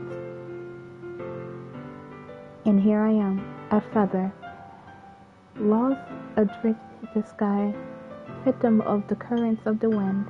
Day after day I search a little hope, knowing legends don't exist. But when all else has failed me, when others have turned away, the legend is all that remains. The last dim star glimmering in the twilit sky, until one day the wind creased to blow. I fall, and I fall and fall and fall even more, gentle as a feather, a dry quill expression. But a hand catches me between the thumb and the forefinger, the hand of a beautiful lady. I look into her eyes and find no end to her glaze. The woman who knows everything, knows what I am thinking. Before I can speak, she responds in a hollow voice. I found every answer, all which amount to nothing. There is no meaning, there is no purpose, and we seek only the impossible. I am not your legend does not exist. With a breath, she blows me back afloat, and I pick up a gust of wind. You know, I feel like learning and looking for the answers of the sorts of things that give life a meaning. Not to get all philosophical or anything, but it was kind of it was kind of on my mind. So that's what I wrote about. I see. I never really put much thought into it. In a way, it's almost paradoxical. Because if we had all the answers, wouldn't the world start to lose its meaning? You know, there's one thing I noticed. It seems like everyone in the club prefers writing about things that's more sad than happy. Are you surprised? I mean, if everything was okay, we wouldn't really call having anything to write about, wouldn't we? Humans aren't two-dimensional creatures. I think you know that better than anyone. You mean one-dimensional? Yeah, that too, huh? Anyway, here's Monica's writing tip of the day. Are you too shy to share your writing because you're afraid it's not good? It can be disheartening get a lukewarm response to something you put so much into. But if you find one person who enjoys writing, then sharing becomes a lot more easier. Because instead of just telling you that your writing is good or okay or bad, they'll want to focus more on everything that went into it and the things you can work on.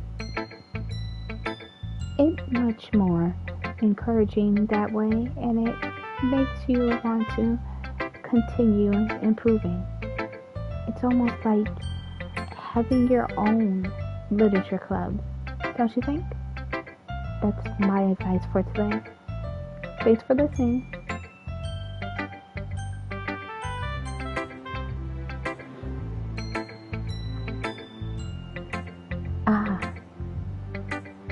Decided to try something different today. I guess so. Is that good or bad? Well, neither. I have my preferences.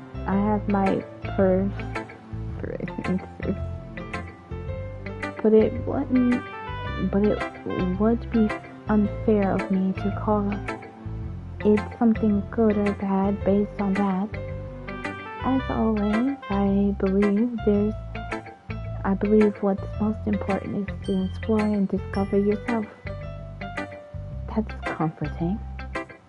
I'm kind of afraid of disappointment in you in some way or another. Why me? Well, you're always subsiding with your writing and has the most advice to share. Is that so? Yuri thinks for a good minute. That must be terrible. Eh? For me to have become someone whose opinion is fearsome. How very unvaluable of me. Yuri? It's not as bad as you're making it sound in your head. I just meant that I respect your opinion. I see. I'm sorry that I overthink and come to those sort of conclusions. I'm just a little bit too used to it. Overthinking? Being disliked. Yuri? What am I saying? I'm sorry, I didn't mean to bring that up. Let's move on. Alright. Do you want to share your poem now? Okay. Here. Like I said, I can't read cursive, so y'all have to read it.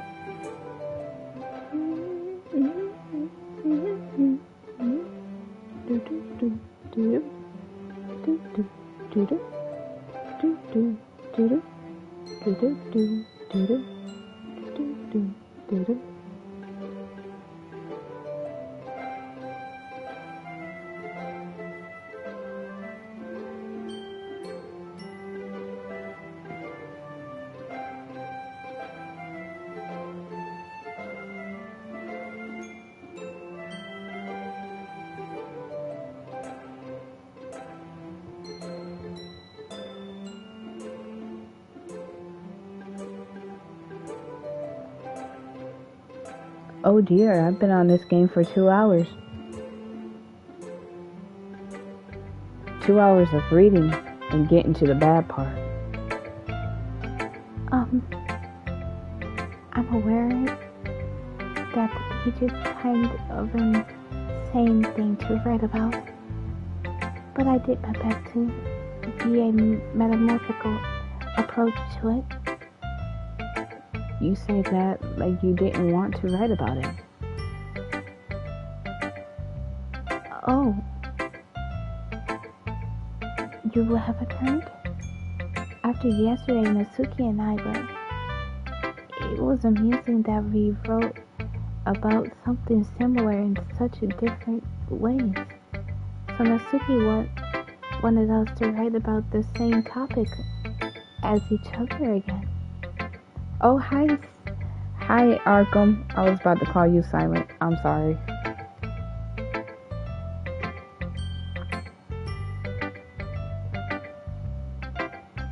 I suppose the better compare the difference in our writing styles or thought process. Anyway, it was her idea. Knowing her, it wasn't no simplified. Now you can't be silent.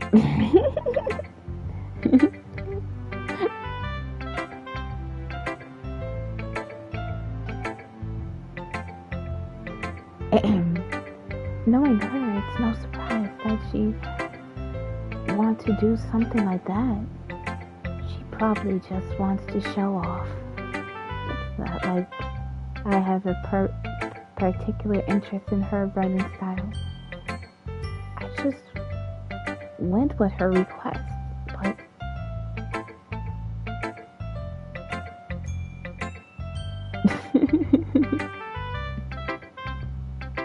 well, I suppose it's not bad to write about something simple on the occasion.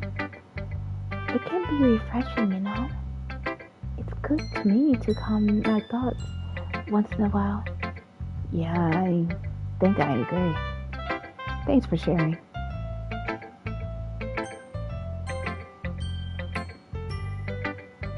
Yeah, no thanks. You didn't even... Next. Damn, Natsuki didn't even want to read my cute-ass poem. Yo, she just pushed me away. What the fuck?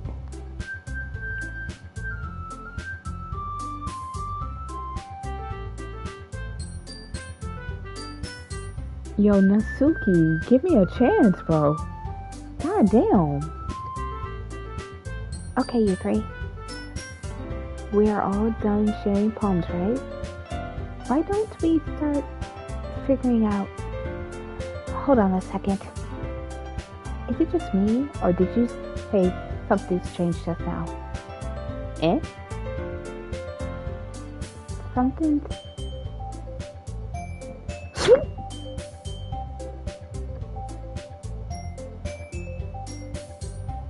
Something did sound a little bit unusual.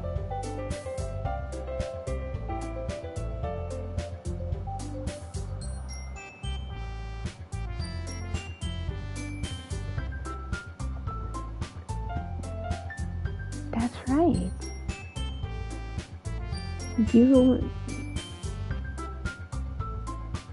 Oh, she did sound a little bit different, didn't she?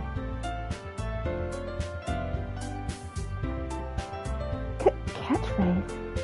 I don't have a catchphrase. Jeez. Why is the mood so weird today? Look, even Yuri isn't immune to it.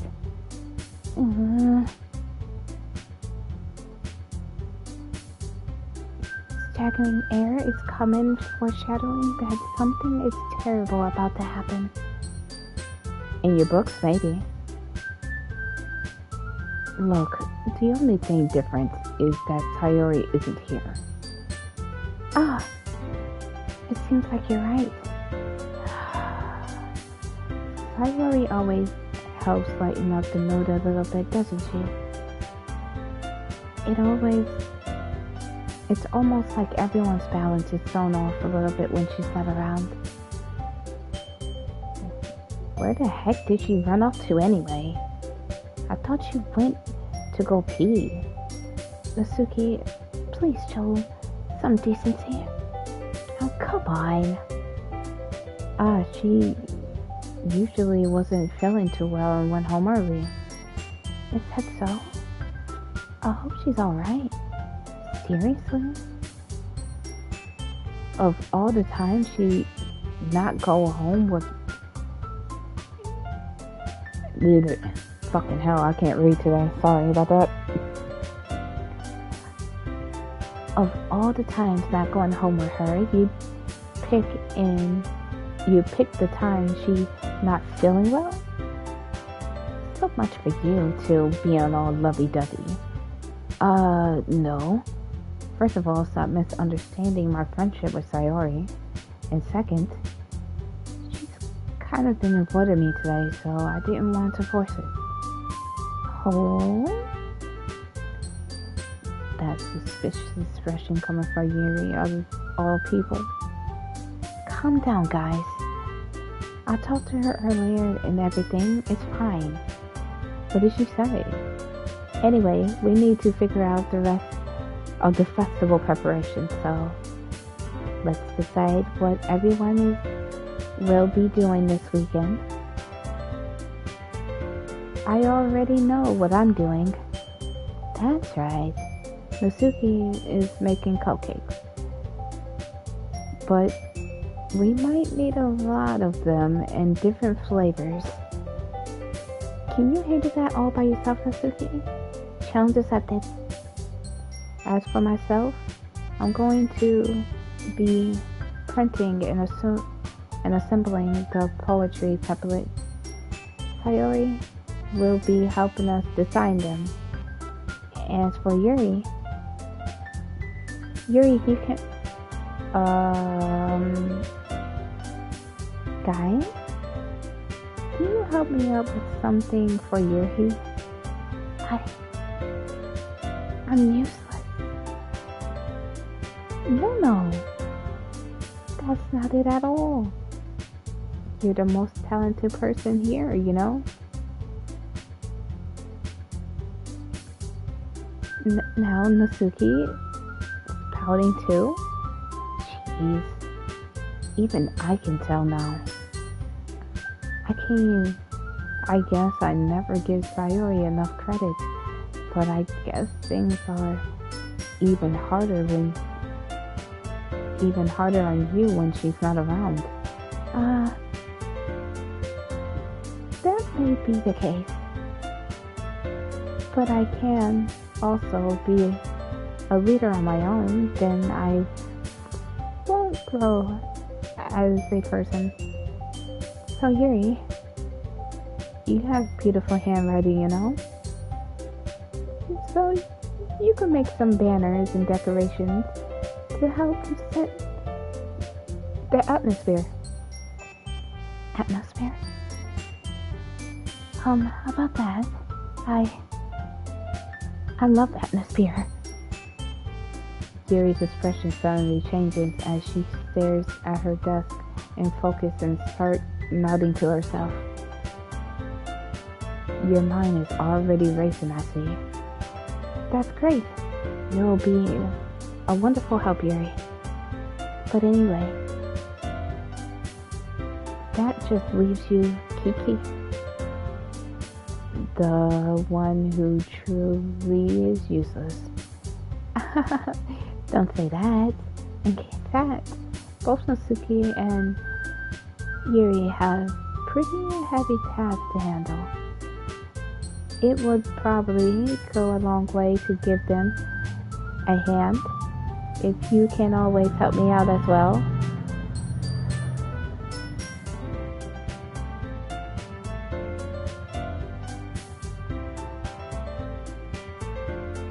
I would really appreciate of that. It's Monica suggesting I spend the weekend with one of my club members? How on earth are they going to respond to that suggestively like that? I suppose I wouldn't find that a bit help. Well, if you don't know how to bake, there's some dirty work I could give to you. It's not like Monica's going to give me a choice, and you shouldn't be sitting on your butt anyway. Natsuki tries to mumble a bunch of excuses like that. If I recall, Natsuki, you mentioned that you would like to handle baking on your own. Kiki may not like to be around if you only make him out of a nuisance. So therefore, he may be more suited to assigning with the decoration. Hold on, I never said that. How hard could it be to make a few decorations anyway? Sounds like you're just making excuses for Kiki to... What are you saying? It's not like I was dreaming. Oh boy. They about to fight again.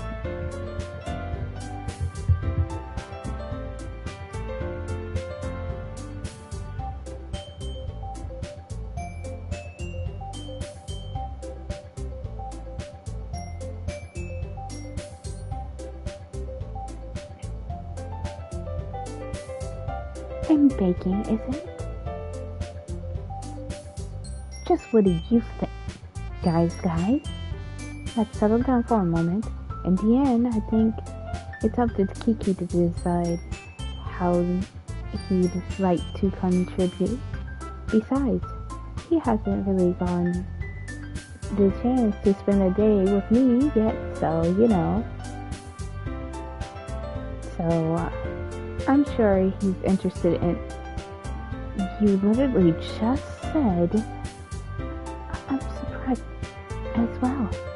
Sorry. I was just saying though. Jeez. Can we just settle this already? Yeah. Kiki, you're okay with this, right? In the end, it's up to you. Of course. Very well. In this case, everyone just stares straight at me.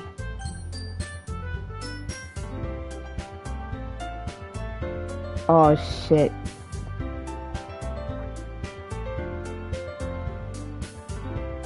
What do you guys think? Y'all picking. I'm scared.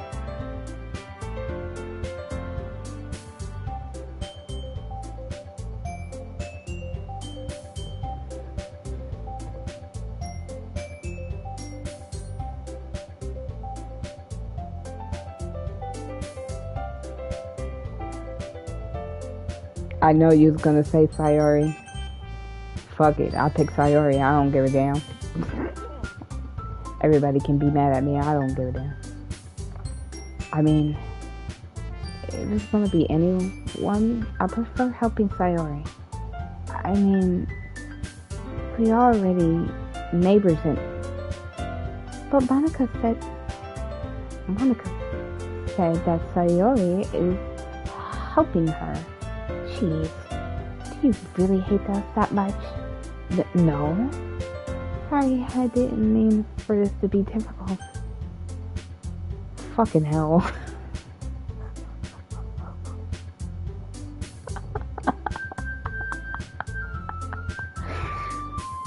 Oh, fuck. Dude.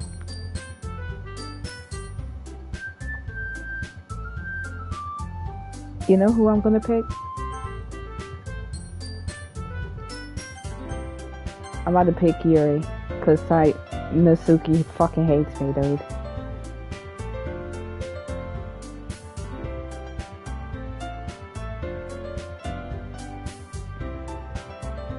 Well, I prefer the most useful helping out Yuri. Me? Are you serious? Bitch, you've been hating me ever since I came here.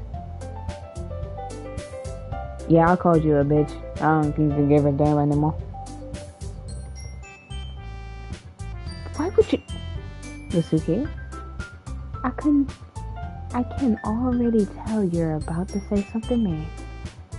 No. I was just saying. Ugh. So you'll be helping out Yuri then, Kiki? Yeah. That's what I'm gonna do. I'm glad. I have a bad habit of overthinking these sort of things. So I think your assignment will be very useful. Your assistance... I said assignment, what the fuck? That's great to hear. Natsuki, you be able to handle the baking by yourself. I mean, yeah. I already said I would be fine. Then what's the point of you getting mad at me? I don't understand her, guys.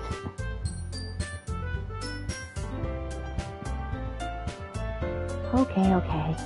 Everyone can tell that Natsuki is feeling a little sour. So, is that everything we needed to go over?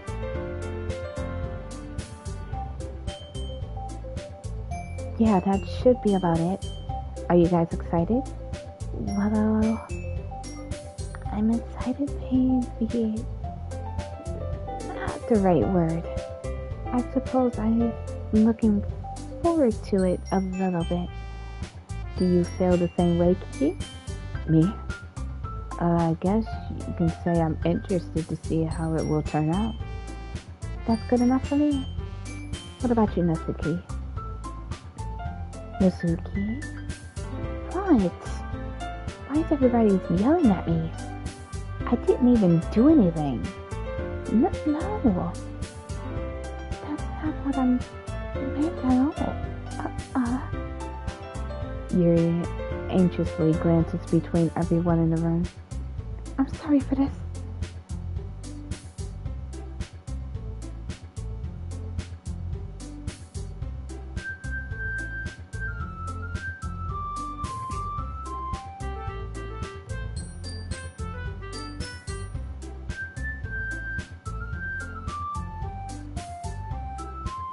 Get the hell out of my room. I don't really know why Kiki picked me. And also, your cupcakes are the best cupcakes I've ever had. They really go well with my tea. And nothing I do for that event will compare to that, so I get it. I'm kind of surprised though. But why? Well, I'm the one acting mature. I already know that. But you're trying to cheer me up all of a sudden? I know I'm not very good at it. I'm sorry if I said anything bad. Mitsuki isn't the one surprised. Monica and I also taken back by Yuri's words. When she already has trouble at worst, trying to cheer up someone must be far of her own comfort zone. But I began to understand. Yuri was trying to sound like Sayori. Even if it didn't work perfectly, I can tell she's trying to say something Sayori would say all the time like this. Because Sayori always helps everyone smile and feel good about themselves. No. I kind of appreciate it. I'm sorry for making a big deal out of everything. But I'm going to say this.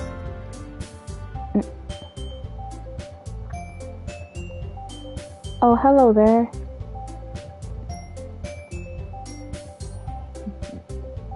You better bet that my cupcakes are going to be the best part of the whole event.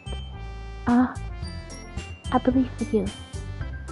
Yeah, I suppose. I hope to see everyone do their best. And with that, there's nothing more for today.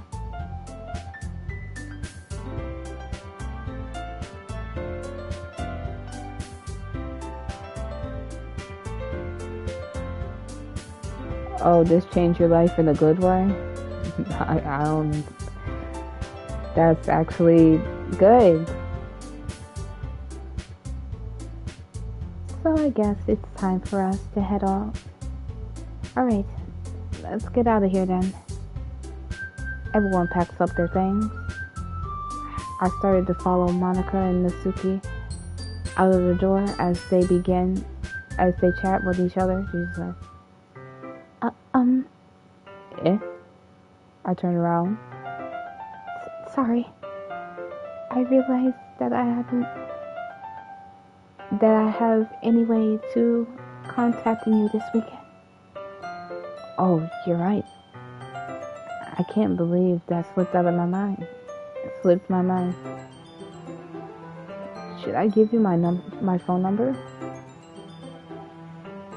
I think that would be the best way, yes. Alright then. Yuri and I exchanged our phone numbers. Okay. Then I'll be stopping by your house on Sunday.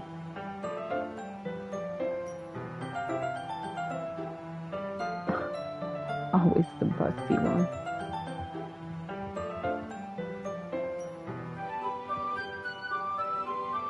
I'm sorry, Sayori, you went home early.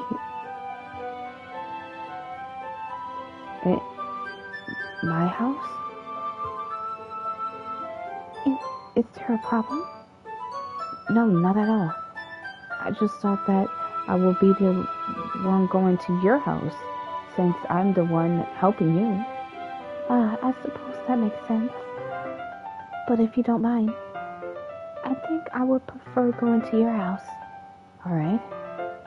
In that case, that wouldn't be a problem.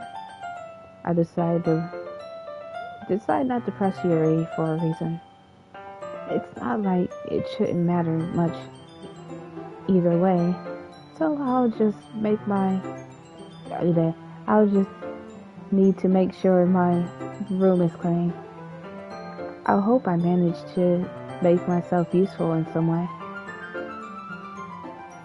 I'm not nearly as creative as you are. Don't underestimate yourself, Kiki. I think that will make a few productive teams. Even if you choose me because you felt bad or something. Wait. You don't actually think that, do you? I don't know. It's difficult to come up with any other reason you have chosen me. You're forgetting the one reason with the most common sense. I choose to help you because that's what I want to do. But Yuki thinks to herself with an extremely tense expression. Yuri, you're overthinking this. You wanted me to point out when you're overthinking, right? I didn't realize. I'm telling you, I want to. That's all there is to it. Do you believe me? Yuri thinks really hard again. She looks straight into my eyes for a long time. For a long while. I believe you. As if it took her tremendous effort, Yuri finally says that and relaxes her expression. And I'm really looking forward to Sunday. Yeah, I am too. After that exchange, I made my way to the door and Yuri follows. I can't believe this. Yuri is going to be coming to my house on Sunday? Even though I would have preferred to do this with Sayori? My anxiety still shoots through the roof. I guess I've gotten pretty used to her handwriting at this point. But who knows? She might end up do that. But who knows what might end up happening when we're outside of school. She even told me she was looking forward to it.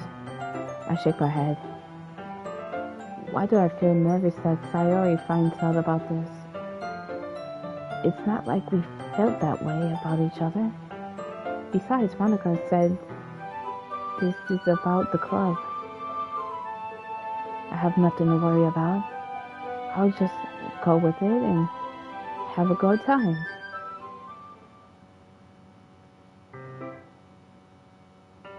It's already Sunday. I've been getting increasingly anxious about Yuri's upcoming visit. I keep telling myself there's no reason to be nervous about it. It doesn't help much. Yuri is clearly an expert in also an intimidating person in general. There's no doubt she'll open up a little bit when it's just the two of us. Meanwhile, we've been texting occasionally. She was extremely apprehensive at first, but it wasn't long before I was already learning more about her. Oh, yeah.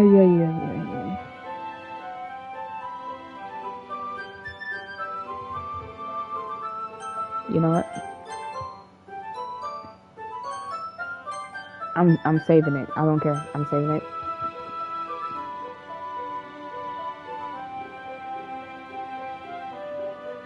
But putting Yuri aside, I haven't seen anything from Sayori since she left the club early yesterday. The other day. Yeah, yesterday. It's not like we text each other all the time or anything, but I've been worried about her in the back of my mind. Between what Sayori said and what Monica said, is it really okay for me to put Sayori's feelings to the side when she might meet me? I decided to visit Sayori before Yuri comes over. Oh shit, dude. The fucking music went off. Oh shit, dude. Rather than asking, I simply tell her I'm coming over. Just much like we've done in the past. Once I reached Sayori's house, I knocked on the door before entering it myself. Again, we used to play so often that we made it a habit of simply entering each other's houses like we're family. The house is quiet. Oh shit, dude. Shit, Sayori, please. Oh shit, dude, shit. Sayori isn't anywhere on the first floor, so I assume she's up in her room. Shit, dude.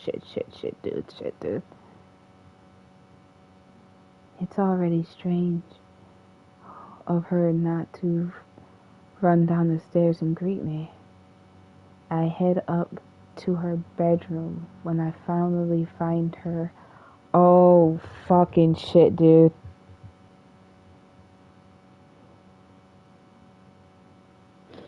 I don't even want to press X right now, dude.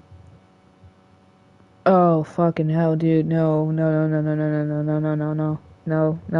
don't want to. I do not. Fuck.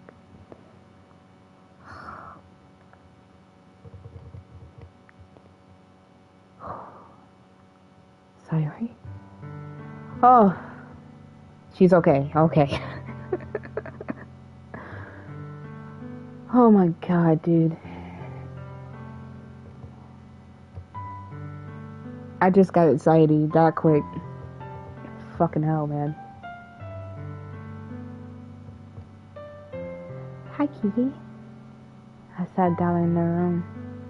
Sayori forces a smile, but it's easy to tell that she's different. There's a minute of silence between us. You haven't came over like this in a long time, have you? I guess you're right. It has been a long time. Not much has really changed, has it? Sayori's room is messy as usually been. I also recognize the same stuffed animals on the wall. The stuffed animals and the wall decorations that she has had for years now. If you came more often, it wouldn't be such a mess. That's because I end up cleaning it for you.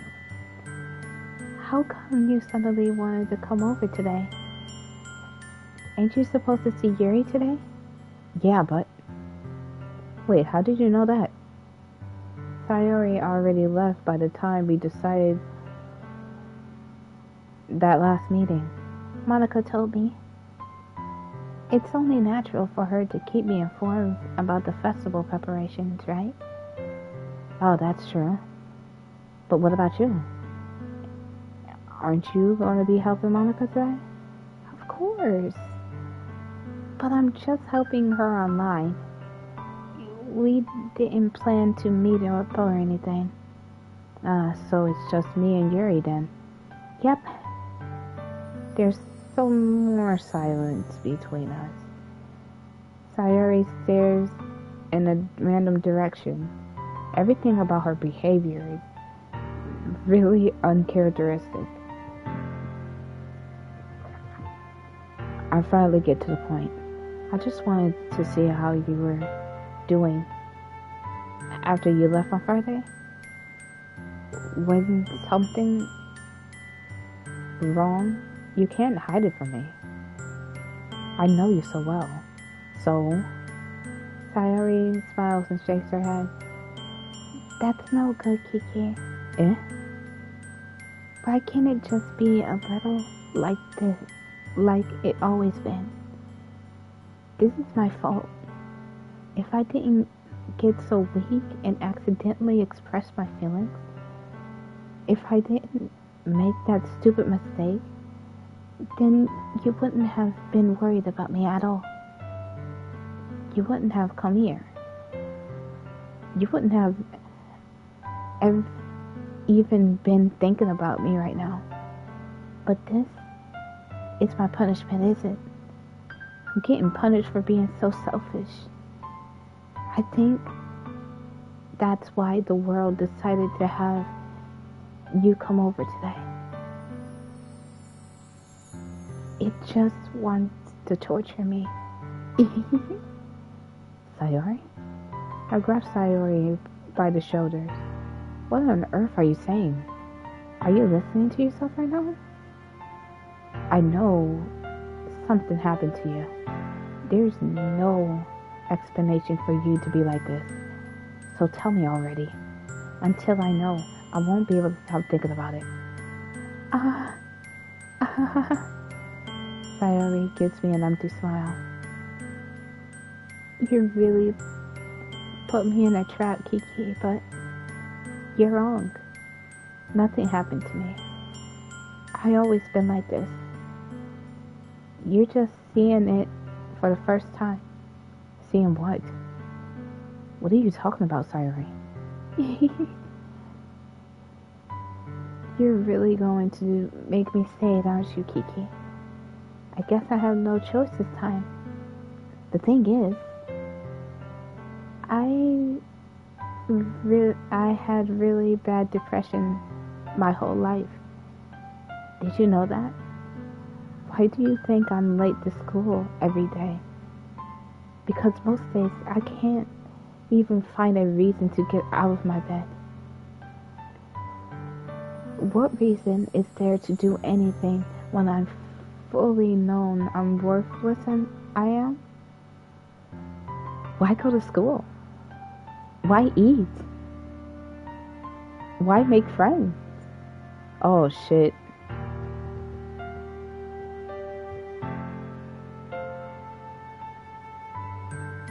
I'm not getting emotional. I'm not crying. I'm not crying.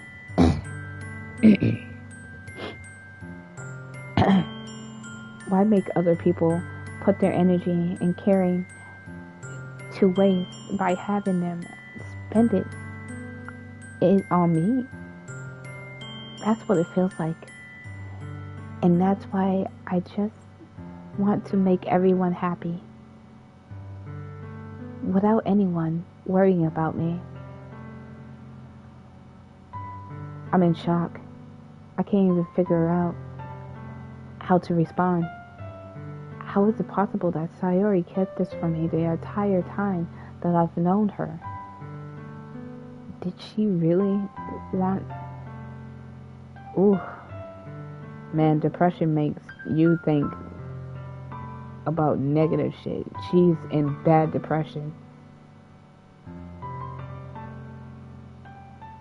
I'm about to hug the shit out of her. I don't care. I'm about to hug the shit out of her. Did she really want so bad for me just not to think about her? Why, Sayori? And why is it that you never told me about this? It almost feels like I've been betrayed as your close friend. Because if I knew, I would have done everything I could do to support you. Even if there's only so much that I can do. I would have tried a little bit harder to make every day a little better for you. That's why I'm your friend. All you have to do is tell me. You don't understand at all, Kiki. Why do you think I don't tell you? Because if I tell you, then you would have wasted effort caring about me instead of doing important things. I don't want to be cared about. It's bittersweet when people try to care about me. It feels nice sometimes, but it also feels like a bat being swung against my head.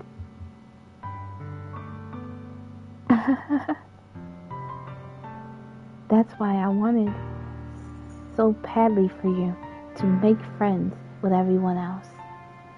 Helping everyone to be happy together is the best thing for me. But then I discovered something too. Seeing you making friends and getting closer with everyone in the club, it feels like a spear is going through my heart. So that's why I decided the world wants to torture me. Every path leads to nothing but hurt. You're right that I don't understand. I don't understand your feelings at all, Sayori. But I don't need to understand. What it is, whatever it takes for me to help you stop hurting, that's what I'll do. No, Kiki. There's nothing at all. The only thing that could have helped is if everything could be like it always was. But I was selfish. I finally showed you what a horrible person I am. Tears streaked down Sayori's face. I made you join the literature club because I was selfish. And I was punished by my heart hurting in a way that I couldn't understand. And now you came here, and I made you hurt too. I'm just weak and selfish. That's all I am. And that's why I'm going to accept these punishments. Because I deserve every last one. Without thinking, once again, I grabbed Sayori's shoulders. This time, I pulled her into a tight embrace. Holy shit, that was emotional. Ooh, damn. And this voice acting I'm doing, incredible. Fucking. I'm good. I'm fine. Oh, thank you for subscribing. I really appreciate it. Fuck, I can't see shit. I am really dead ass crying. Cause I can relate to this. I can definitely relate to this. Holy fuck, dude.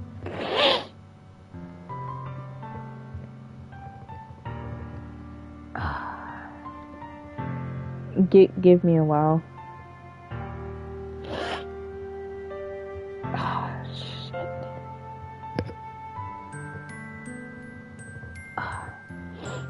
This time I pulled her into a tight embrace.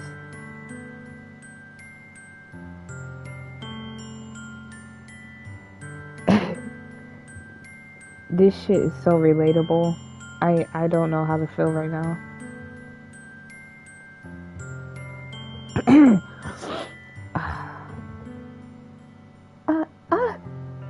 Kiki.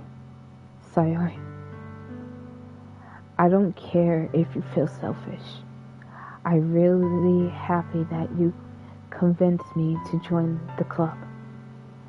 Seeing you every day makes it worthwhile enough. If I make friends with everyone else, then that's just a bonus. But please, never underestimate how much I care about you. I wouldn't have it any other way. Kiki. Sorry. Oh shit, she's not hugging back. Shit, dude. Sayori isn't hugging me back, despite my arms wrapped around her. Sayori's arms remained at her sides. She started sobbing next to my ear. No. Don't do this to me. Please don't do this. Kiki.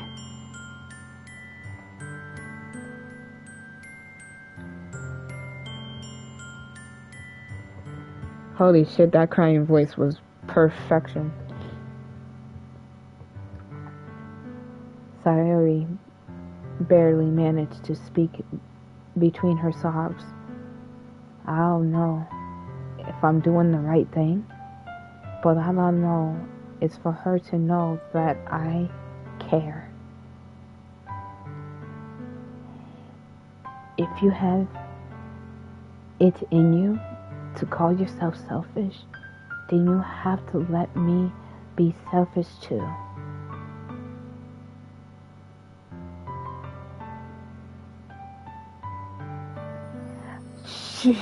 I wasn't already crying.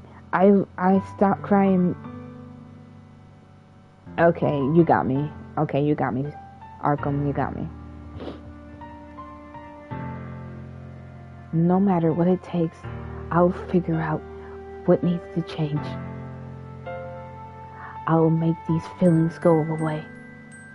And if there's anything that you need me to do, then you better tell me.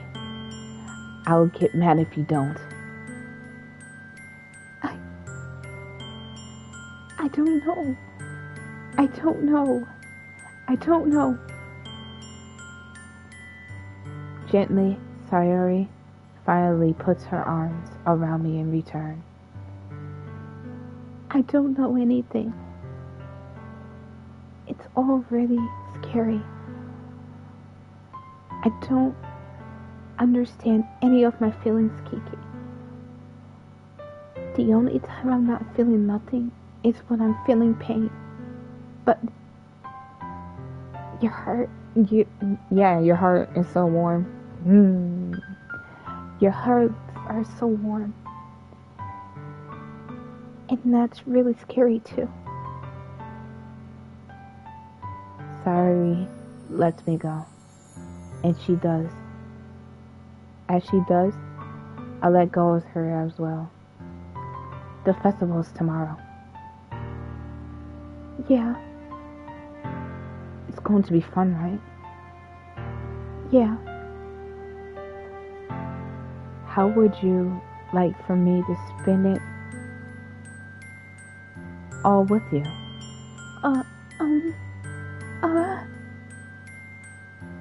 It's what I want. I promise. I think that would be nice then. Yeah? Sayori wipes her tears. Well, wipes her eyes. Well, she basically getting rid of the damn tears, so wipes her tears. If I could spend the whole day with her, the whole day here, I would. Of all days, this has to be one where I have other plans. Maybe I should cancel. No, don't. Please don't. If you do that, then I wouldn't forgive you. But it's almost time for Yuri to meet me at my house. At the very least, do you want to come along and help out? It would be fun.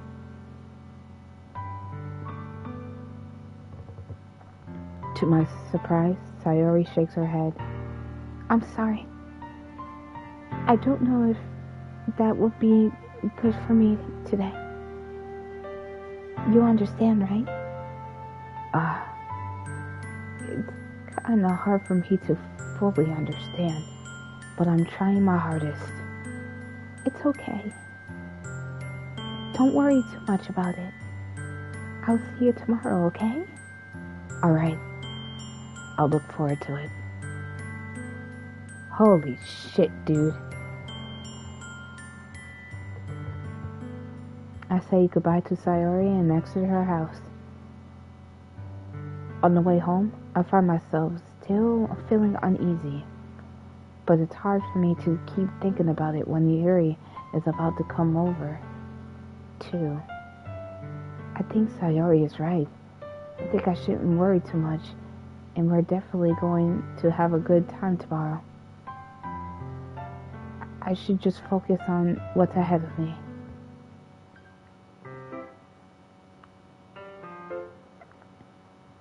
As I approach my house, I see something that makes me feel a moment of panic. Yuri?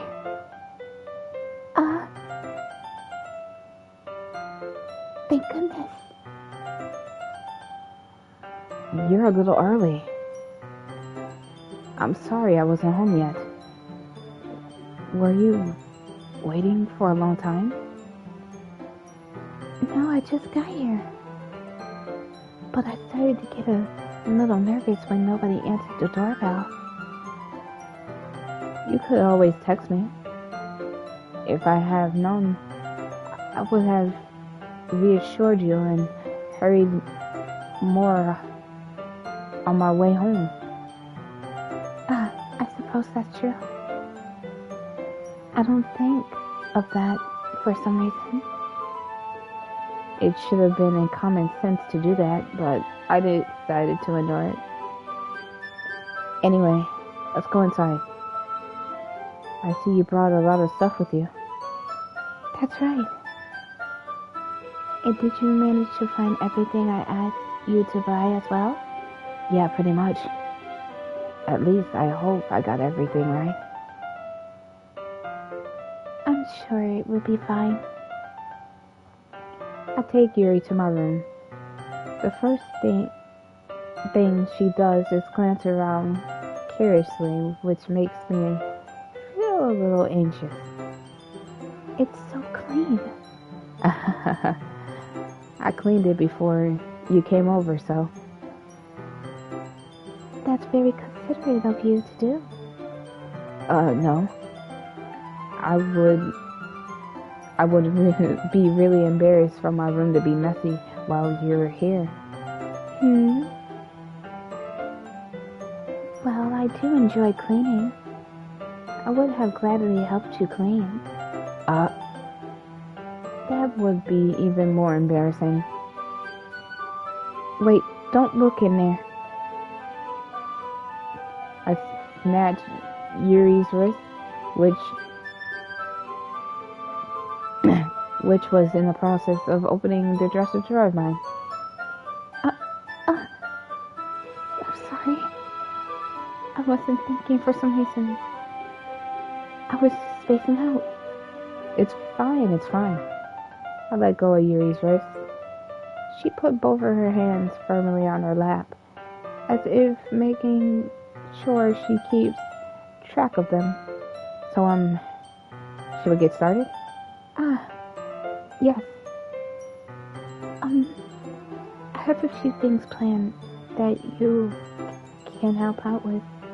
Decorations and other atmospheric enhancements. Atmospheric enhancements? You know, moonlighting atmosphere of the candles. Oh, wow. I didn't know you planned on taking it that far. Of course. I wanted to help take our guests to a faraway place. Although many will stop by just out of curiosity. And for cupcakes, I guess. I'm determined to provide an experience that will leave them wanting more.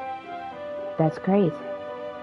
It's easy to forget that you're a pretty intense person. Intense? I guess that's the best way to put it. Is that a bad thing? No, not at all. It's something that I like about you, actually. Oh shit, I used the wrong voice on the wrong person. Sorry.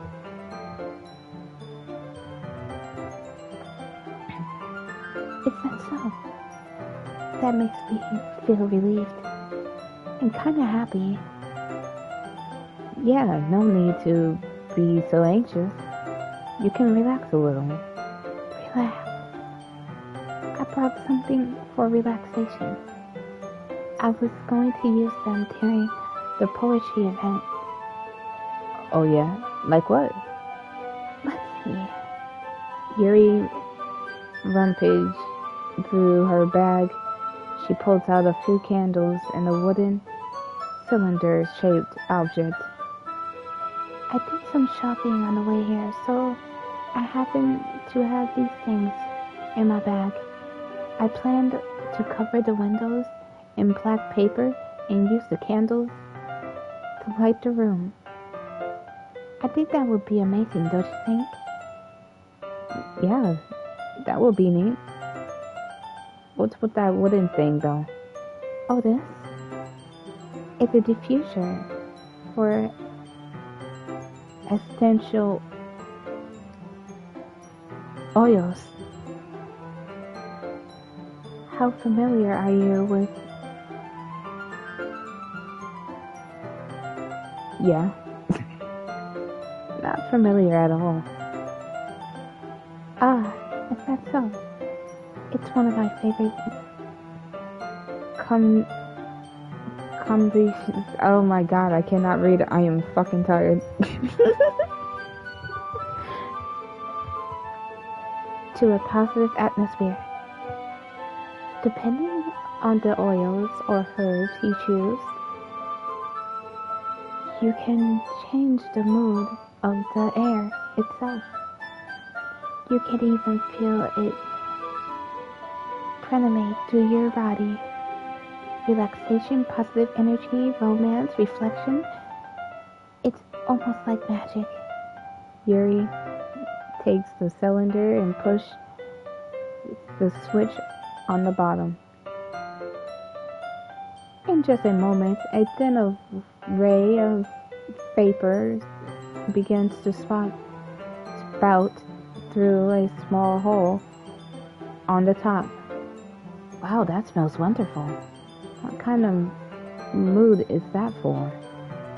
That's jasmine essential oil.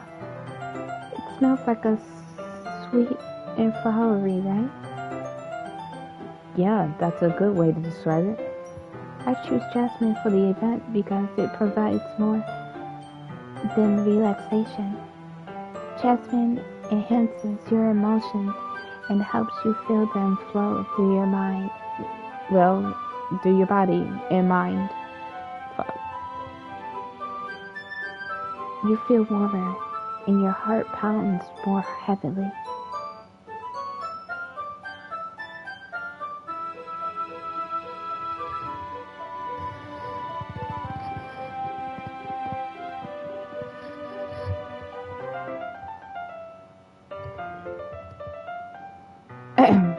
Don't you think you will be perfect for sharing your poems? It does sound suitable. It does sound suitable. But you seem to know a lot about this, so I'll trust your opinion with anything. Yuri smiles gently, clearly enjoying herself. She again reaches into her bag and she pulls out several spools of thin ribbon. What's this for? Well, did you purchase the origami paper I asked you to get? Yeah, I have it over here.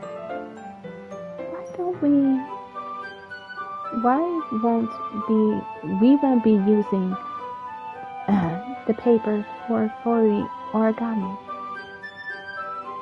What I like to do is write different words in each paper. We'll need about 100 of them. Oh yeah? What about those be used for? Well, I'm gonna cut pieces of the ribbon to hang them on the doorway of the classroom. Then we can fasten the paper onto the ribbon to create a doorway curtain. Wouldn't that be beautiful? I would also catch an eye of those passing by the room. It may attract some to peek inside. That's really creative. I have no idea you're so good at this, Yuri. Is that so? Well, I suppose I do get a little intense, as you put it. Yuri giggles with red cheeks. Is it just me? Or is she more relaxed when it's just the two of us? Or maybe it's just the excitement she feels for sharing something that she enjoys. Here's the marker, Kiki. You can write any characters you want. I'll help you once I finish cutting the ribbons. Alright. Sitting down on the floor together, the two of us gets to work. Carefully, I draw a different character on each paper, doing my best to manage my bad writing. Yuri unravels a long strand of red ribbon to her desired length. Then she reaches into her bag once more and pulls out a pocket knife. The knife is strangely beautiful. The silver handle has an intricate pattern of waves etched onto it. The blade itself is gently tinted blue. That's no ordinary pocket knife. It really looks fancy. Well, Embarrassed, Yuri looks away. What is it? you're going to think it's weird. Yuri, whatever it is, I have no reason to judge.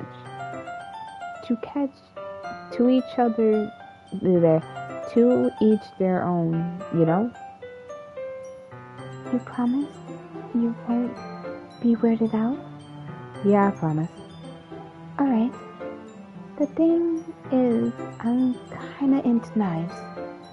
They're just so pretty. I can't help it. I don't know what it is. The combination of the craftsmanship and the feeling of danger, maybe? What am I saying? Please don't think I'm weird for this. You're laughing at me. No, I'm not laughing at you. It's just funny how nervous you get about sharing. It's, well, interesting to be into, I guess. But I think it suits you. I think it kind of suits you. Suits me? Yeah, it's kind of intense. Besides, it's really cool looking knife. I can't deny that.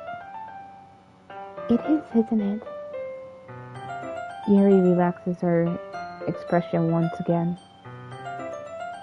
Would you like to hold it? Sure, I'll check it out. Yuri carefully hands me the knife, and the handle faces me. I take it and turn it into my hand. It felt heavy, extremely solid. Where did you even get a knife like this?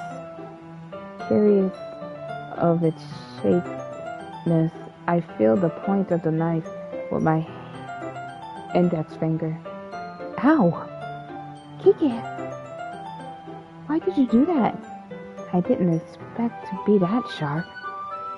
I barely touched it at all. It's my fault. I should have warned you.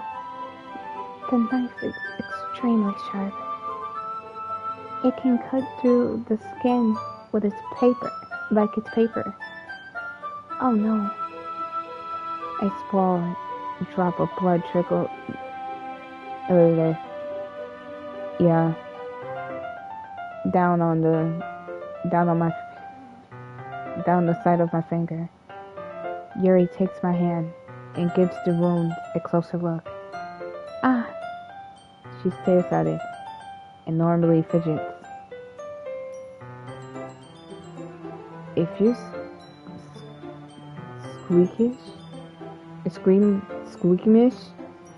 What kind of word is that? I'll go wash it off now. Without warning, Yuri puts my finger in her mouth and licks the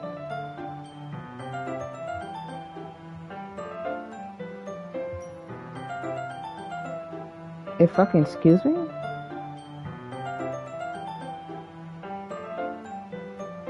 Did Yuri just go freaky mode? The fuck? I feel her tongue curl around my finger. Startled, I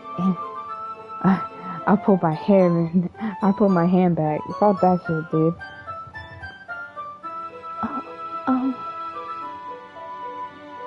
Please forgive me. I wasn't thinking. Yuri lowers her head as her face burns up. Yuri.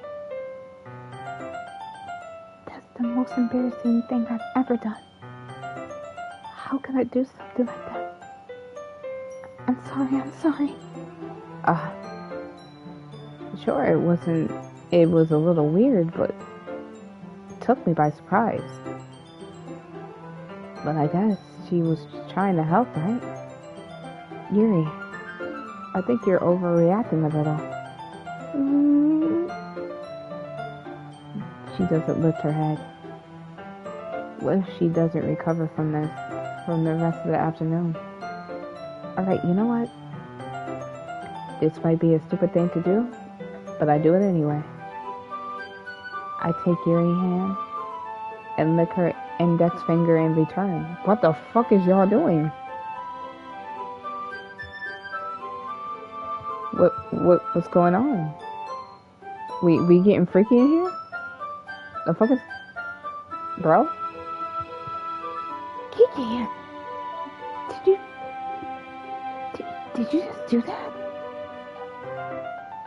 Now we're even. Yuri just looks at me like I did something wrong. I knew that was a bad idea. If not for the sweet aroma of jasmine oil, the air would have been extremely heavy right now. You're so weird, Kiki. Yuri just giggles shyly. Yuri just called me weird. I have no response to that. Where do you keep your bandages? I don't think I need one, actually. It was a tiny cut. Look, it's already stopped bleeding. I see. That's relieving. The tension is quickly lifted. We resume our respective activities. I will watch Yuri's knife cut through the ribbon like it was nothing but air. Meanwhile, I'll continue to progress on the papers. After we finish attaching the paper to the ribbons, we lay them out side by side. It looks better than I expected, and will be effective as the door curtain. It looks great. Good thinking to come up with this, Yuri. Thanks. It's just something I saw online, really. Are you ready to move on to the next task? Yeah, let's do it. What do you have in mind? I'd like to create a banner. That's why I asked you to buy the paint tablets. Ah, that's right. One of the items Yuri asked me to buy was a bit of watercolor paint tablets. We'll need about 6 cups of water to put each of the tablets in. Do you mind fetching those for us? Of course not. 6 cups of water? I'll be back in a minute. Thank you very much. Oh, and just a little bit of water is okay. If you fill the cups too much, it will be too diluted.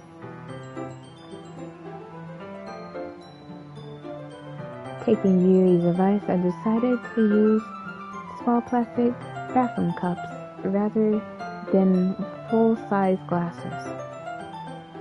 I put them on the plate to catch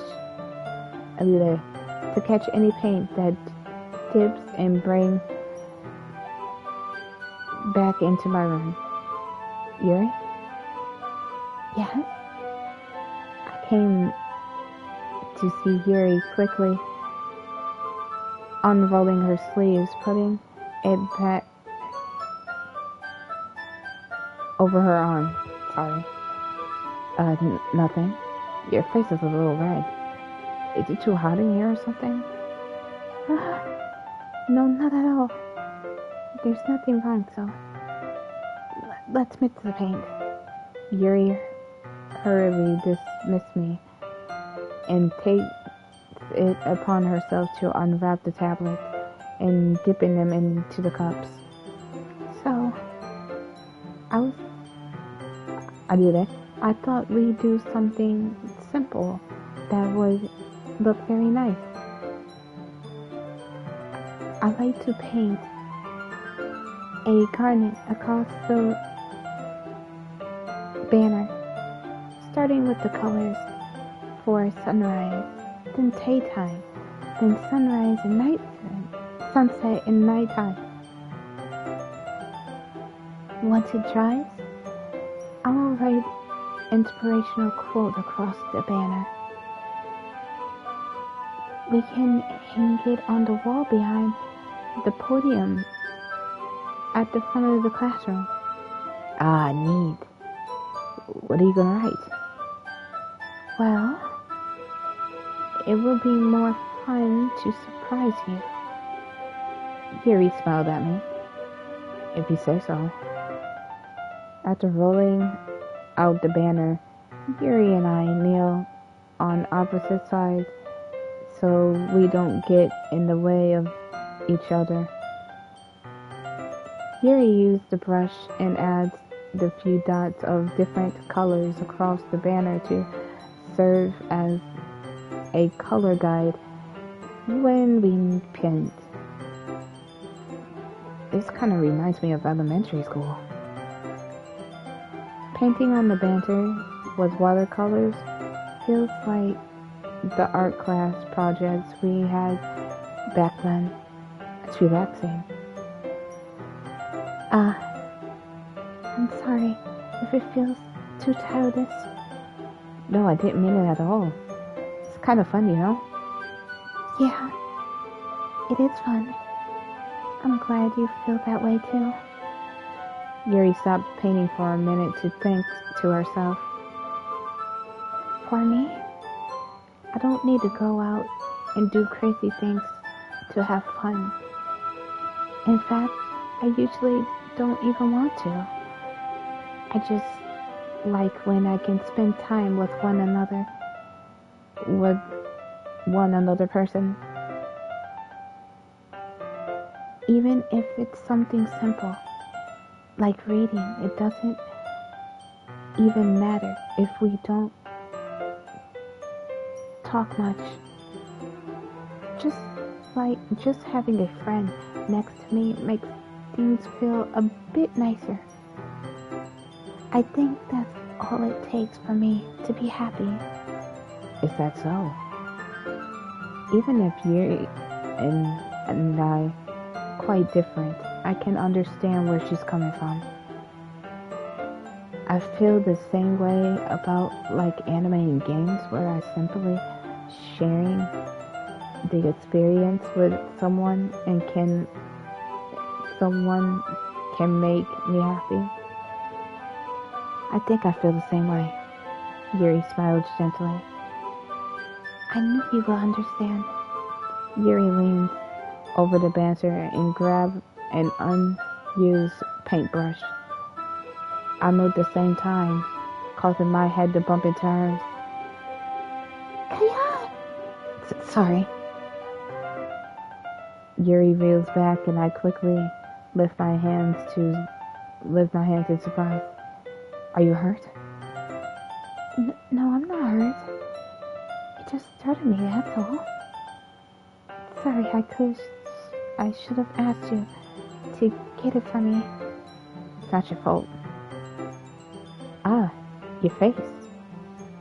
There's droplets of paint on Yuri's face and neck. Is there something on my face? Yeah, I accidentally got paint on you. Sorry, it's totally my fault. I'll get the towel. Right away. I rushed to fetch a small towel. Then I damped it with hot water. When I returned to the room and kneeled back in front of her, this is the perfect picture. Oh. Here. I pat down Yuri's face and neck with a towel. Is there something wrong? It's hot. I didn't expect it. Sorry. I didn't want to use cold water. Having finished, I started to restart my hand, but Yuri suddenly holds my wrist.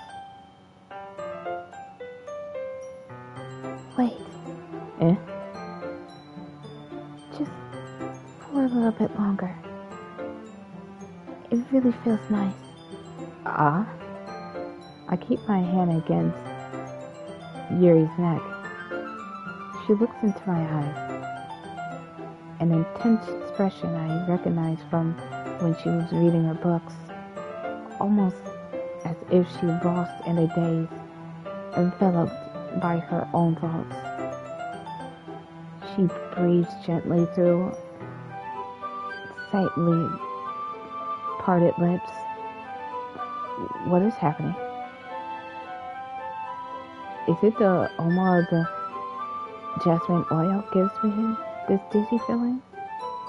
Yuri's gently fingers wrapped around my wrist, gently, sending a tangled sensation through my arm. Suddenly, her face seems to be much closer to mine than it was just a moment ago. Yuri slowly pulls away. Sorry. I've been feeling a little bit lightheaded today. I didn't mean to space out. It's fine. The moment is over as soon as it began. Yuri picked up her brush again, but her movement seems clumsier, like she unable to focus. I remained silent, forced to ignore the event that just transpired. I hesitantly received my own brush and continued following Yuri's example. That should do it. I finished filling the night sky with white dots, and it looks like this. That looks like stars. Looking at the banner as a whole, it's really pretty and natural looking. I think it came out better than I expected. I'm really happy with the results. Yeah, me too. Are you gonna add the lettering now? Not yet. It needs to dry first. That's true, but wouldn't that take a while? Well, perhaps it would have been best to leave it here. Then you have to bring it back in the morning. I could do the lettering in the classroom before the event starts. Is that okay? That's totally fine. Wonderful. In that case, I don't think there's anything more for us to do here. Phew. You say that like you're glad it's over. Was it wrong to assume that you were at least enjoying yourself a little bit? No, it's not that. I'm just glad we managed to get everything done. I see. I am too. I was a little concerned about the time. I need to start making dinner soon. Ah, so you don't have any time left? I was secretly hoping we would have extra time after finishing the work. Well, Yuri thinks to herself, I think it would be too irresponsible for me to wait much longer. I'm sorry. I was hoping there would be more time as well. It was probably my fault. Sorry for being such a slow worker. No, it's not your fault at all. And most important thing is, we got everything done, right? Yeah. So, I shouldn't be disappointed or anything. Gathering all the things, Yuri seems a little bit downcast. I understand why. It sounded like she really got the opportunity to spend time with friends in a relaxing environment. But that doesn't mean this is the last time it happened. Once Yuki pack up, I keep saying Yuki. Once Yuri packs up, I walked her to the front door. Thank you so much for having me today. No problem. I'm glad I was able to help. Just let me know if there's anything else you need to bring tomorrow. I will. Well then. Yuri fidgets. I guess I'll see you tomorrow. Wait. I kind of say without thinking. About today? It's fine that we didn't have much time as we wanted. Because we can do this again. Whenever you want. You can come over or we can go out somewhere.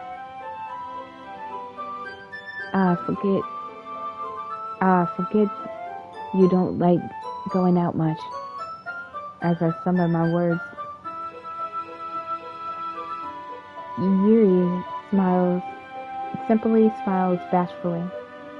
Anyway, you know what I'm trying to say, so you're very thoughtful, Kiki. Yuri takes a step closer to me and briefly squeezes my hand. Oh shit, she got really close. Oh dear Lord, she got really close. Holy shit, dude. I kinda like that about you. Well, how am I supposed to respond to that? But I don't even get a chance to as Yuri suddenly pulls back. Sayori! Oh, fuck! Oh, fuck, dude. Sayori! Oh, she saw how close. Oh, dude, no.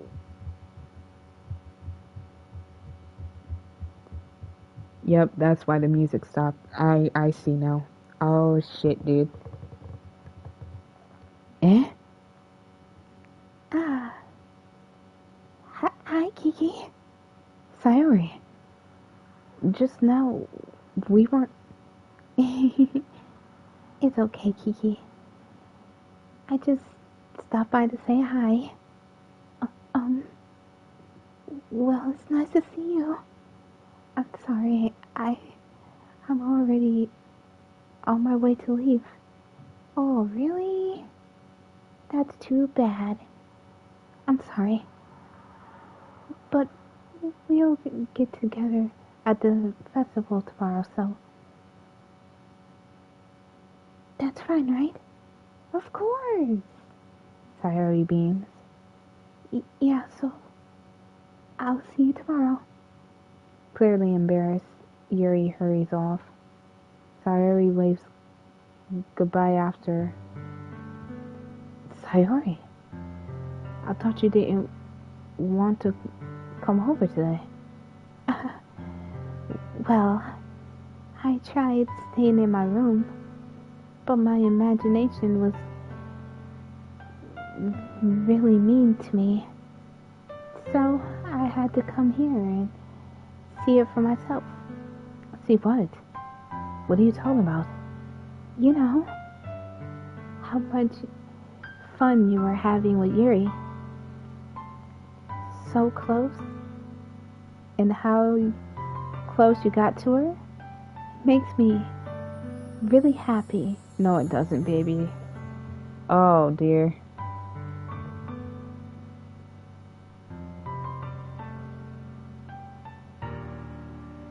Oh, you didn't see. Oh, don't tell me you saw Yuri sucking the blood out of his damn finger.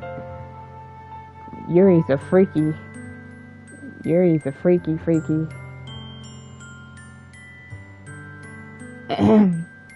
That you made such good friends. That's all that matters to me. Tears starting to fall down Sayori's face. That's all that matters to me. Why do I feel this way, Kiki? I'm supposed to be happy for you. Why does this feel like my heart is splitting in half? It hurts so much. Everything hurts so much. That would be so much better if I could just disappear. No.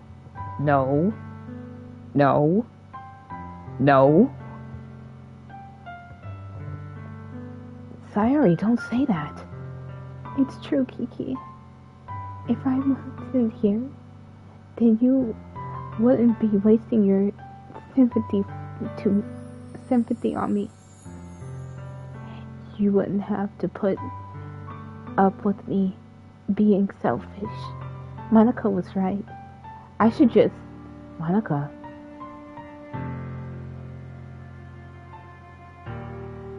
Monica was right about what? Sayori? What I said before is true. I'm not going to let this continue. Caring about you like this isn't the burden your mind is making it out to be. It's something that makes me happy. It's something I wouldn't trade for anything else. So even if it takes an entire lifetime, I'm going to be by your side until you don't feel anything, till you don't feel any more pain. But... Sayori looks away. I put a hand on her shoulder to reassure her. I'm scared, Kiki. I'm really scared. What are you scared of, Sayori? I'm scared that I might like you more than you like me. Sayori? It's true, isn't it? I was weak and started to like you too much. I did this to myself. Kiki, I like you so much that I want to die.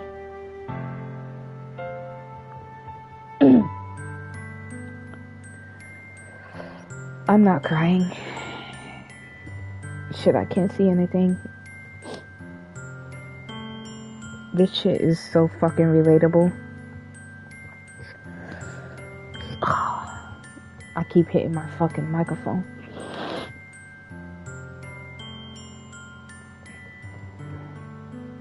That's how I feel. And that's enough, Sayori. I don't want you to hurt anymore. I slide my hand down Sayori's arm and squeeze her hand in my own. Do you remember how I said I always know what's best for you? Do you still Believe me?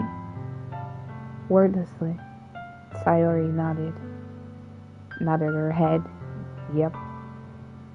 Even if you don't understand all of your feelings, I know what you need the most right now. And that's what I'm going to give you.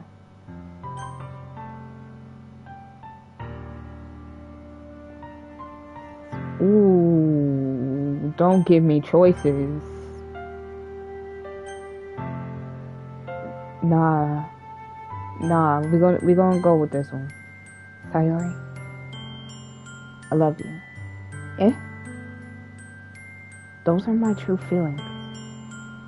So there's no way you could like me more than I like you. I should have realized it sooner.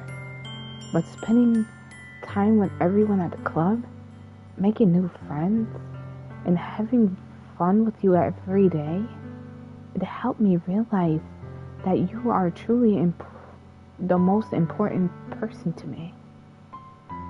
That's why I will accept any of your burdenness. As long as we continue like this every day, with you by my side, then I know we'll both be happy. Kiki.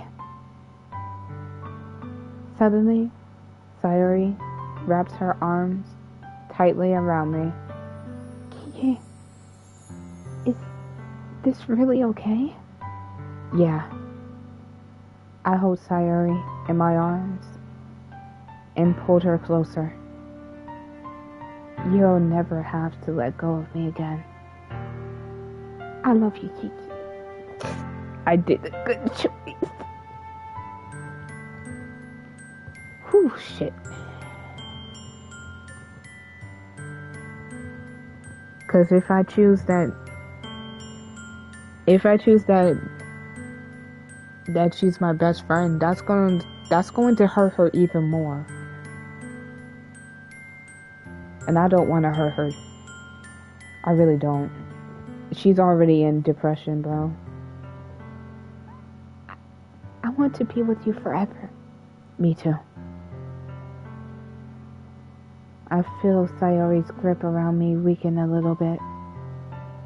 What is this, Sayori? I'm supposed to be happy right now.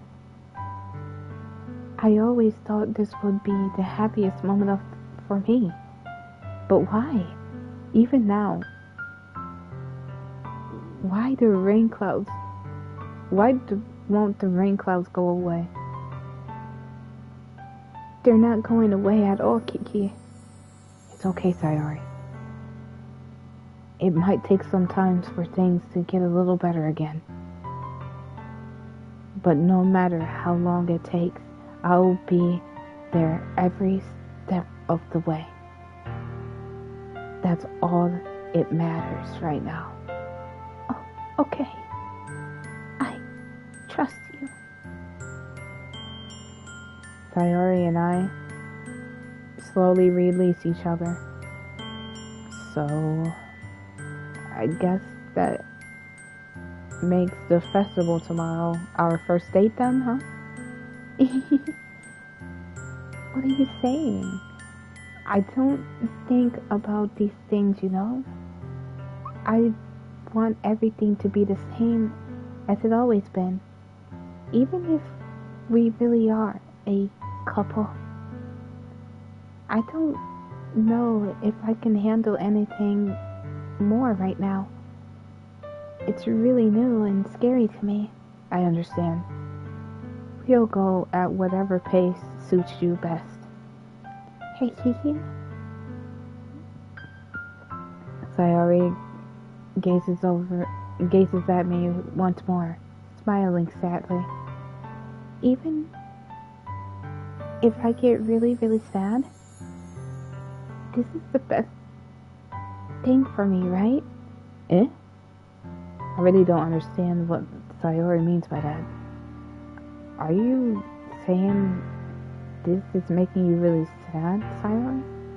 I don't know. I don't understand what I'm feeling. It feels like a bunch of thorns when you told me you loved me. But that's why I want to trust you. You know what's best for me. Yeah, I do. That's my promise. I say that, but in reality, I never felt more uncertain when it comes back to Sayori. I know that I love her, and she loves me. But I'm having as much trouble understanding Sayori's feelings as she is. Even though I can comfort her, I keep wondering if I should be doing something more or something different. I know these thoughts will continue to plague me until things are back the way they were. Is that what Sayori meant by not wanting anything to change?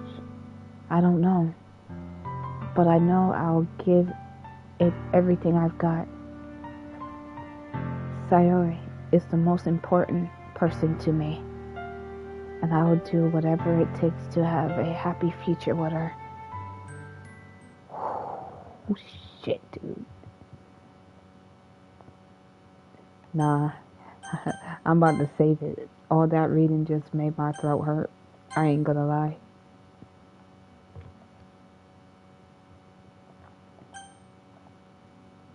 It's the day of the festival. Of all days, I expected to be the first. I did it. I expected to be the one where I be walking to school with Sayori. But Sayori isn't answering her phone. I considered going to her house to wake her up, but decided it's a little too much. Meanwhile, the preparation for the event should be nearly complete. The banner Yuri and I painted is dry, and I gently rolled it up to take with me. She sent a pleasant text reminding me not to forget anything, and I reassured her. Funnily enough, I probably feel the same way as Natsuki about the event. I'm more excited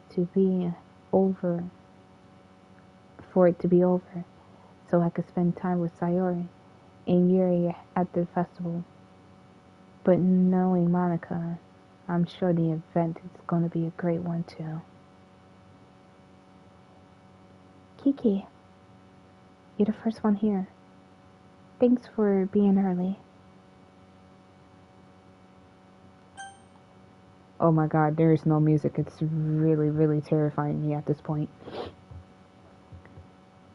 That's funny. I thought at least Yuri will be here by now. Monica is placing little booklets on each of the desks in the classroom. They must be the ones she prepared that having all the poems were performing. In the end, I found a random poem online that I thought Monica would like and submitted it. So there's one I will be performing. I'm surprised you didn't bring Sayori with you. Yeah, she overslept again. That dummy. You think that on days important, she'll try a little harder. I say that, but suddenly I remember what Sayori told me yesterday, and suddenly I feel awful, knowing it's nearly not as simple for her. I only said it because it's the way I'm used to thinking, but maybe I should have gone to wake her up after all. You should take a little responsibility for her, Kiki. I mean, especially after your exchange with her yesterday. You kind of left her hanging this morning, you know. Exchange? Monica, you know about that? Of course I do. I'm the class president after all. But I, I stammered. I stammered, embarrassed. Did Sayori really tell her about it that quickly? That we're a couple now? I didn't really plan on bringing it up with anyone yet. Jeez. You don't know the full story after all. At all, so don't worry. I probably know a lot more than you think. Eh? Monica is being friendly as usual, but for some reason I felt a chill down my spine after hearing that. Hey, do you want to check out the plumpets? They came out really nice. Yeah, sure. I grabbed one of the plumpets laid out on the desk. Oh yeah. Oh yeah. They really did. Something like this definitely helped people take the club more seriously. Yeah, I thought so too. I flipped through the pages. Each member's poems is printed on its own page, giving it an almost professional feeling. I recognize Nosuke's and Yuri's write poems from the ones they performed during our practice. What's this? I flipped to Sayori's poem. It's different from the one she practiced. It's the one I haven't read before. Holy shit.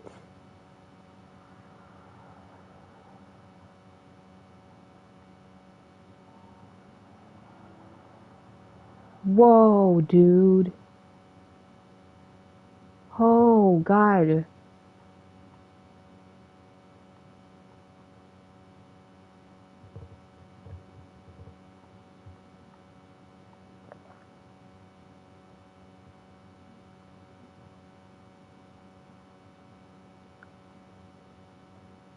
Sayori. Dude, this gave me chills on my fucking... This gives me goosebumps. What the fuck? What is this? Reading this poem. I get a pit in my stomach. Kiki? What's wrong? Nothing. This poem feels completely different from everything Sayori written. But more than that, I changed my mind. I'm going to get Sayori, so... Well, alright. Try not to take too long, okay? As I quickly leave the classroom. Don't strain yourself, Monica calls out after me. I quicken my pace. What was I thinking? I should have tried a little bit harder for Sayori. It's not like a big a deal, at least wait for her or wake her up. Even a simple gesture of walking her to school makes her really happy. Besides, I told her yesterday that things will be the same as they always been. That's all she needs. And what I want to give her. I reach Sayori's home and knock on the door. I didn't suspect an answer since she's not picking up her phone either. Like yesterday, I opened the door and let myself in. Oh my god, dude. I'm getting chills up my fucking spine. Sayori? She is really a heavy sleeper. I swallow. I can't believe I ended up doing this after all. Waking her up in her own house. This is really something that a boyfriend would do, isn't it? In any case, it just feels right. Outside of Sayori's room, I knocked on her door. Sayori? Wake up, dummy. There's no response.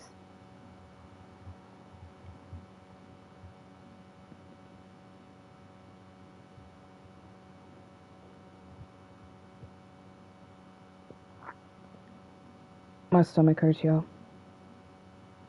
My stomach hurts, yo. My stomach is hurting. My stomach is fucking hurting. Oh my god. Oh my god. I really didn't want to have to enter her room like this.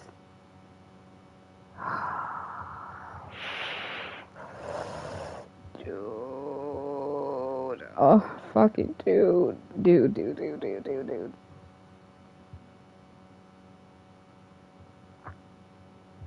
Oh, dude. Isn't it kind of a breach of privacy? But she really leaves me no choice. I gently opened the door. Oh, fuck you, dude.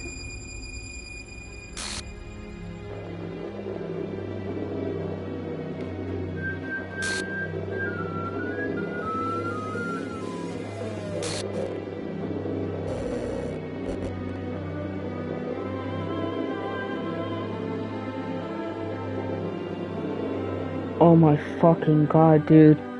Oh, that made me hurt my shoulder. Oh, fuck. Dude.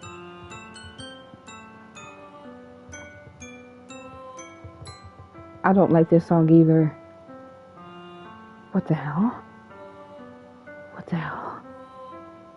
Is this a nightmare? It has to be. This isn't real. There's no way that this could be real. Sorry, Sayori wouldn't do this. Everything was normal up to a few days. That's why I couldn't believe. Oh, I hurt my fucking shoulder. I hurt my shoulder. Oh.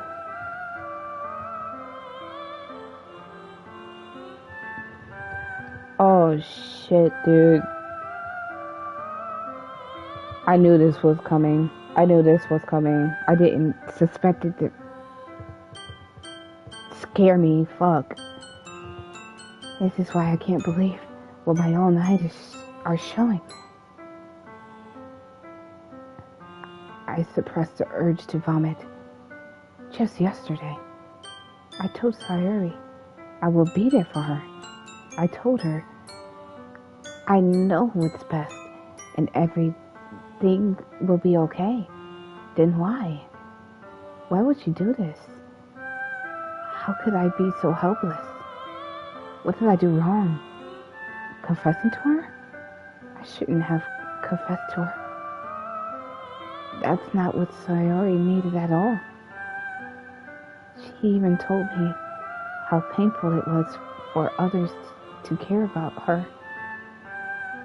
Then why did I confess to her and make her feel even worse? Why was I so selfish? This is my fault. My swimming thoughts keep me... Oh, this fucking song is really uncomfortable. God, this scene was so fucking dark.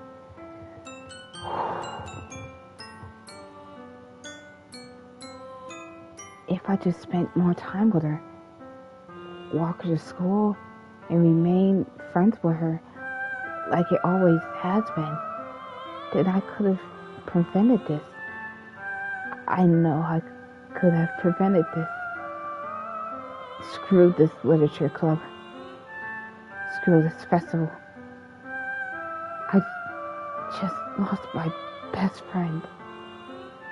Someone I grew up with. She's gone forever now. Nothing I can do can bring her back. This is just some game where I can reset and try something different. I had one chance, and I wasn't careful enough. And now I'll carry this guilt with me until I die. Nothing in my life is worth more than hers. But I still couldn't do what she needed from me. And now, I can never take it back. Never. Never. Oh dear, never. Never. Never. Oh dear.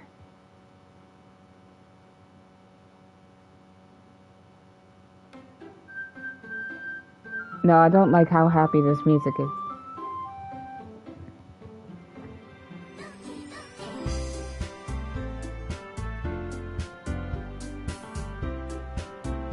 What the fuck? Okay, it's 3 girls left. Did Monica just paint herself on Sayori's? Oh. I shouldn't be laughing, but oh my fucking god, yo. Monica just painted herself on Sayori. That's fucking insane.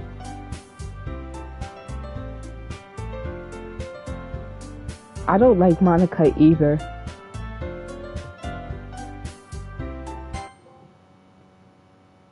I just got a trophy. I don't know what's going on. I don't know what's going on. I'm saving.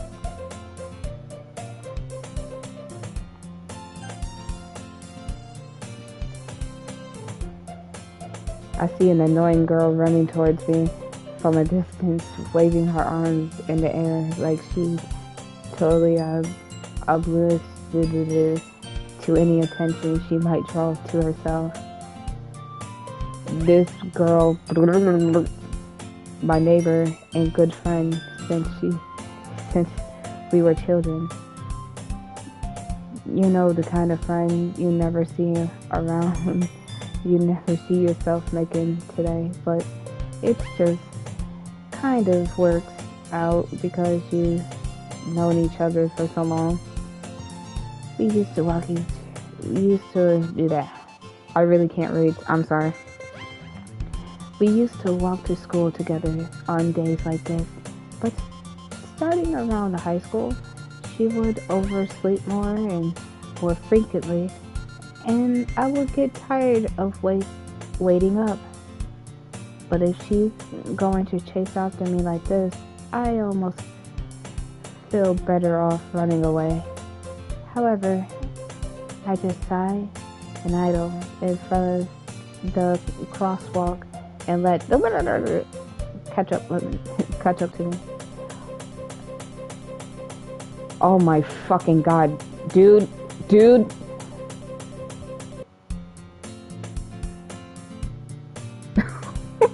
Fucking this game. Dude, what the fuck?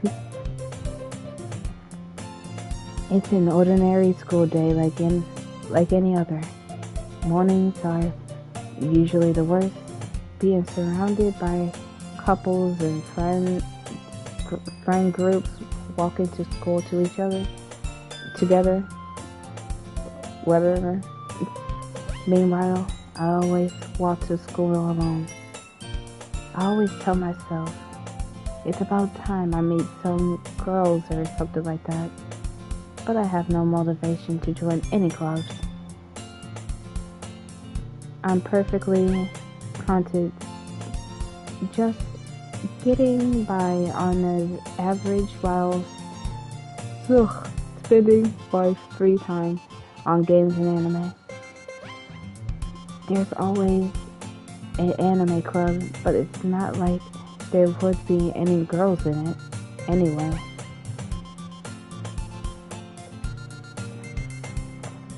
The school day is ordinary as ever, and it's over before I know it. After I pack up, I stare blankly at the wall, looking for an ounce of motivation. Clubs. There really ain't any that interest me.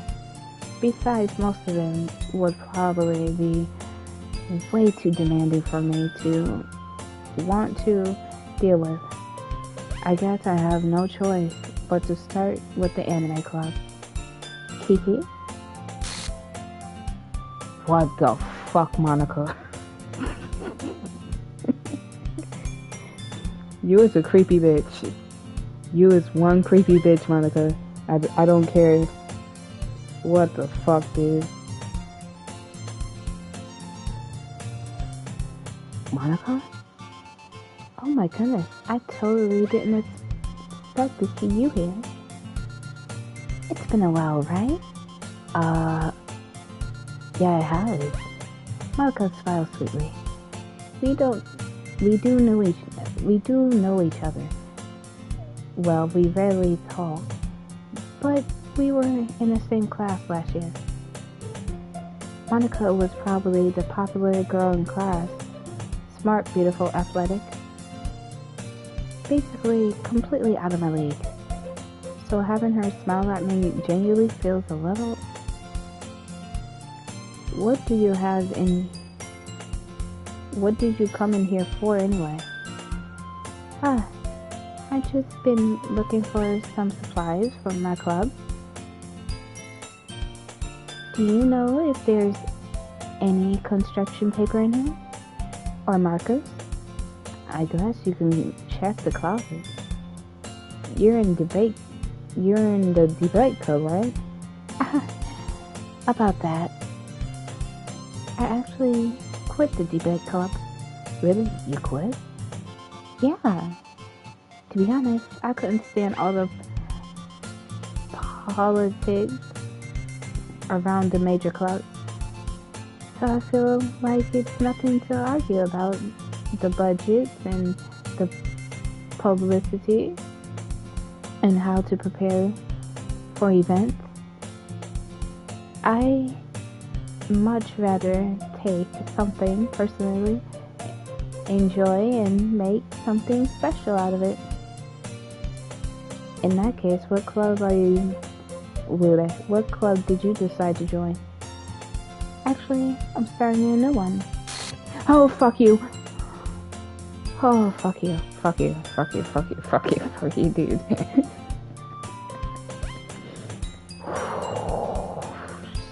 Shit. A literature club. Literature? That sounds kinda dull. How many members do you have so far? It's kinda embarrassing, but there's only 3 of us so far. It's really hard to find new members for something that sounds so boring. Well, I could see that. But it's really not boring at all, you know. Literature can be anything. Reading, writing, poetry. I mean, one of my members even keeps her manga collection in the classroom and the clubroom. Well, classroom, clubroom. It's a fucking classroom. Wait, really? Yeah, it's funny. Really. She always insists that manga is literature too. I mean, she's not wrong, I guess. But besides, a member is a member, right? Didn't Monica say she? Hey, Keegan. By any chances, are you looking for a club to join? I mean, I guess so, but in that case, is there any chance you will come do me a big favor? I won't ask you to join, but if you could at the very least visit my club, it would make me very happy. Please? I guess I have no choice. I have no reason to refuse. Besides, how can I ever refuse someone like Monica? I think you should refuse. Cause this bitch is crazy. Sure, I guess. I could check it out. Ah, awesome. You're really sweet, Kiki. You know that? It's nothing really. Shall we go then? I'll look for the materials another time. You're more important. And thus, today marks the day I sold my soul to Monica and her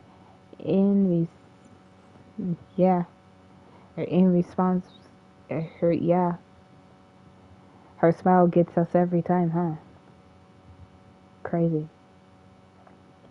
I dejectedly followed Monica across the school and up the stairs, a section of the school I rarely visit. Monica, full of energy, swings the door open. Yep. I'm back. And I brought a guest with me. Oh, please don't do that. Don't do that. Don't do that. Don't do that. Don't do that. Don't do that. Don't do that. Don't do that.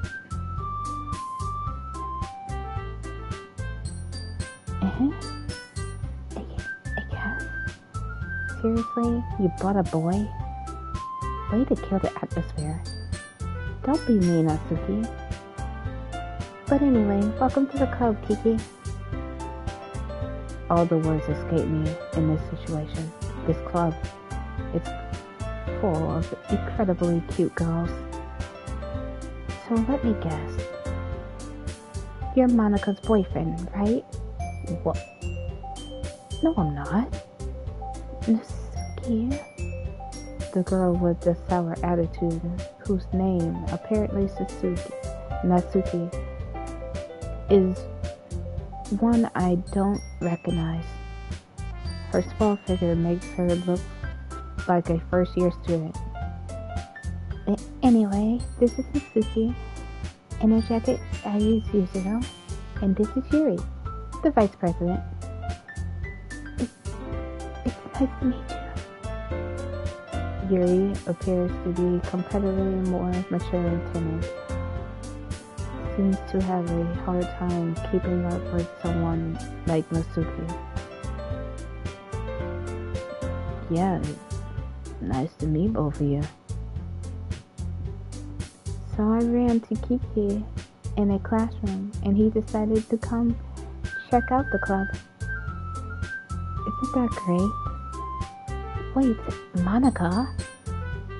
Didn't I tell you to let me know in advance before you brought someone new? I was going to, well, you know. Sorry. I didn't forget that, but I just happened to run into him. In that case, I should at least make some tea, right? Yeah, that would be great. Why don't you come sit down, Kiki? The girls have a few desks arranged to form a table. Yuri walks to the corner of the room and opens the closet. Meanwhile, Monica and Nasuki are across from each other. Still feeling awkward, I take a seat next to Monica. So I know you really don't care I'm coming here, but we'll make sure you feel right at home, okay? As the president of the literature club, it's my duty to make the club fun and exciting for everyone. I'm surprised there aren't more people in the club yet. It must be hard to start a new club. You could put it that way. Not many people are very interested in putting out all the effort to start something brand new. Especially when something that doesn't grab your attention, like literature. You have to work hard to convince people that you're both fun and worthwhile. But it makes school events like the festival that much more important. I'm confident that we all ready to grow this club before we graduate. Right, Nasuki? Well, I guess. Nasuki radically agrees. Such different girls, all interested in the same goal. Monica must have worked really hard to find these two. Yuri returns to the table, carrying a tea set.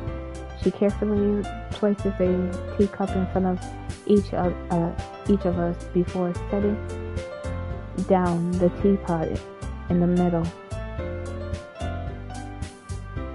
You keep a whole tea set in your classroom? Don't worry, the teachers give us permission. After all, doesn't a hot cup of tea help you enjoy a good book? I guess. Don't let yourself get intimidated. Yuri just trying to impress you. That's not... Insulted, Yuri looks away. I mean that, you know. I believe you. Well, the tea and reading might not be the past time for me, but I at least enjoyed tea. I'm glad. Yuri faintly smiles to herself in relief. So, Kiki, what kind of things do you like to read? Well, considering how little I read these past years, I really don't have a good way of answering that. Manga. I muttered quietly to myself, half jokingly.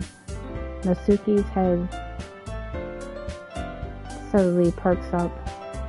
It looks like she was going to say something, but she keeps quiet.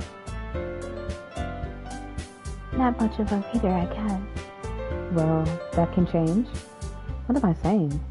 I spoke without thinking after seeing Yuri's sad smile. Anyway, what about you, Yuri? Well, let's see. Yuri traces the rim of her teacup with her finger. My favorites are usually novels that build deep and complex fantasy worlds.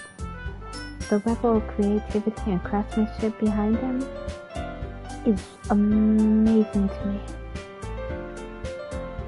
And telling a good story in such a foreign world is equally impressive. Yuri goes on and clearly passionate about her reading. She seems reserved and timid since the moment I walked in, but it's obvious by the way her eyes light up that she finds some comfort in the world of books, not people. But you know, I like a lot of things. Stories with deep physiological elements usually immense me as well. Isn't it amazing how a reader is so deliberately take advantage of your own lack of imagination to completely throw you off for a loop? Anyway, I've been reading a lot of horror lately. I read horror books once. I desperately grasp something I can relate to at the minimum level. At this rate, Yuri might as well be having a conversation with a rock. I expected that from you, Yuri. Suits you personally. Is that so? Really, if a story makes me think or takes me to another world, then I really can't put it down. Surreal horror is often very successful at changing the way you look at the world. If only a brief moment. Ugh, I hate horror. Oh, why's that? Well, I just... Natsuki darts over to me for a split second. Never mind. That's right. You usually like to write about cute things, don't you, Natsuki? What? What gives you that idea? You left a piece of scrap paper behind last club meeting. It looked like you were working on a poem called Don't say it out loud. And give that back. Fine. Yusuke, you write your own poems? Well, I guess sometimes. Why do you care? I think that's impressive. Why don't you share them sometime? No. Yusuke averts her eyes. You wouldn't like them. Not very confident writer yet. I understand how Natsuki feels. Sharing that level of writing takes more than just confidence. The truest form of writing is writing to oneself. You must be willing to open up your readers, exposing your vulnerabilities and showing even the deepest reaches of your heart. Do you have writing experience, Yuri? Maybe if you share some of your work, you can set an example and help Natsuki feel comfortable enough to share hers. I guess it's the same for Yuri. We all sit in silence for a moment. Hey, I got an idea. How about this? Natsuki and Yuri look quizzically at Monica. Let's go home and write a poem of our own. Then the next time we meet, we all share them with each other. That way, everyone is even.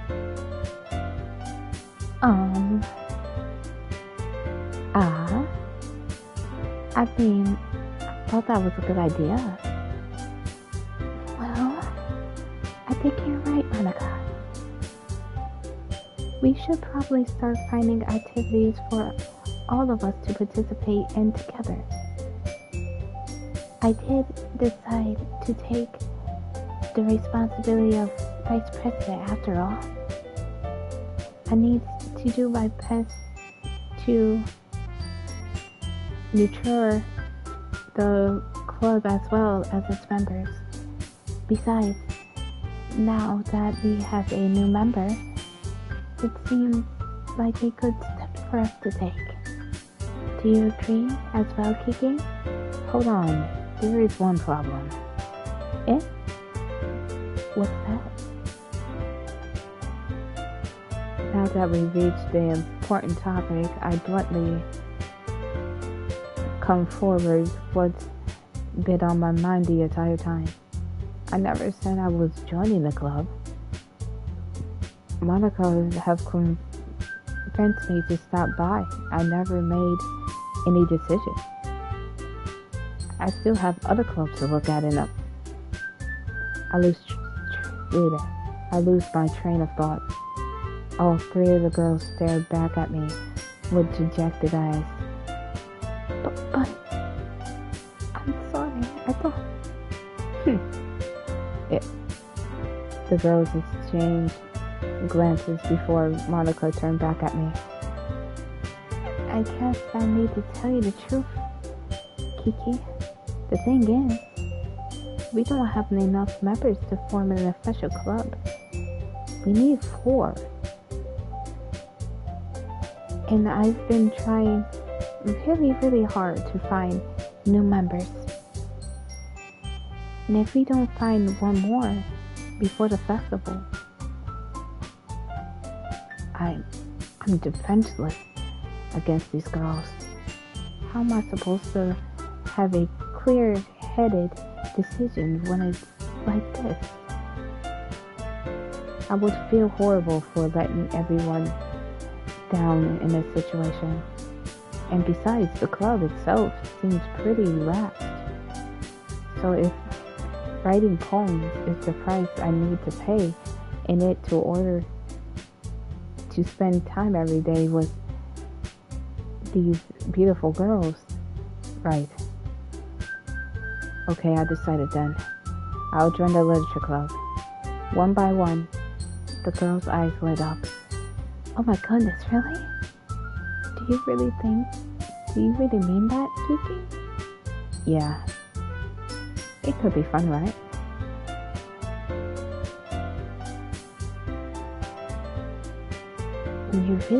You really did give me a scare for a moment. I mean, if you really just left after all of this, I would have been super pissed. Kiki, I'm so happy. We can become an official club now. Thank you so much for this. You're really amazing. I will do anything I can give you a great time, okay? Thanks, I guess. Okay, everyone. I think with that, we are officially ending today's meeting on a good note. Everyone remember tonight's assignment. Write a poem to bring the next meeting so we can all share. Monica looks over at me once more. Kiki, I'm looking forward to seeing how you express yourself. Yeah. Can I really impress the class star Monica with my mediocre writing skills? I already have the anxiety welling up inside me.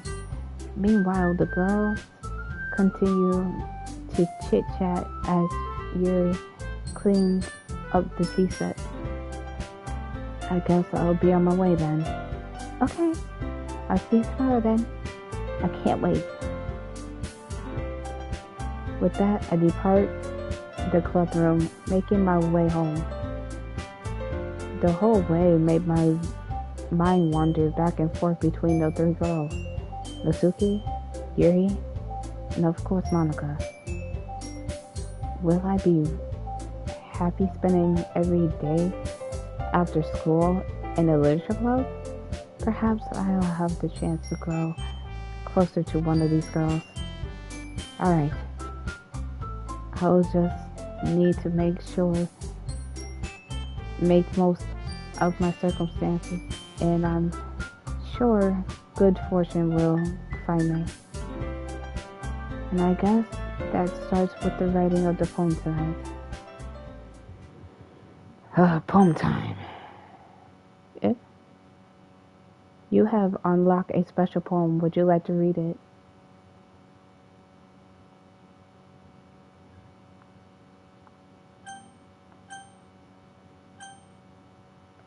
Sure.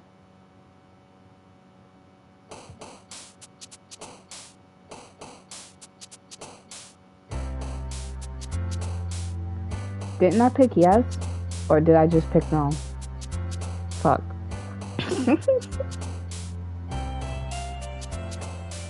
Okay. Kawaii. Determination. Sparkle. Secretive. Misfortune. Adventure. Ribbon. Mouse. Disoriented. Love. Spies. Charm. Unrequired.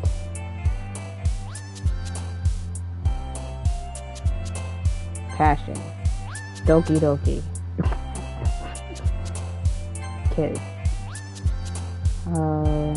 Sticky. Party. Extraordinary. Whisper.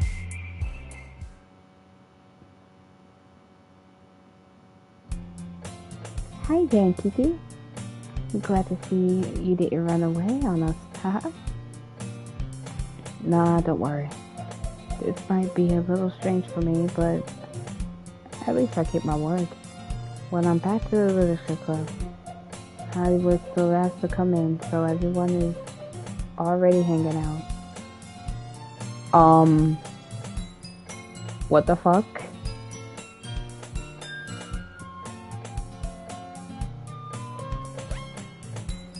Are you guys messing up with Yuri right now? Is Yuri the next one to leave? Is this a fucking hint? Thanks for keeping your promise, Kiki. I hope this isn't too overwhelming of a commit for you.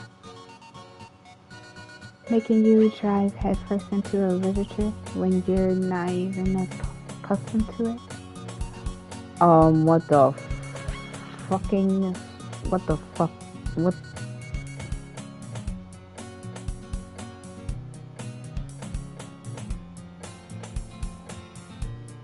Bro, the music is sounding weird. Oh, come on. Like you deserve any slack. You already had to be dragged by Monica.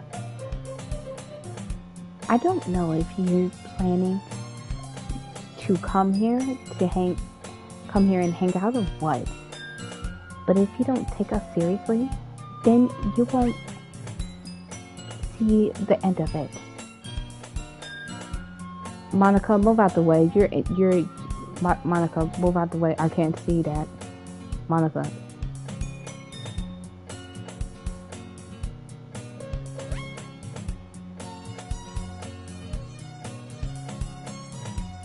Wait, did they just get closer all of a sudden?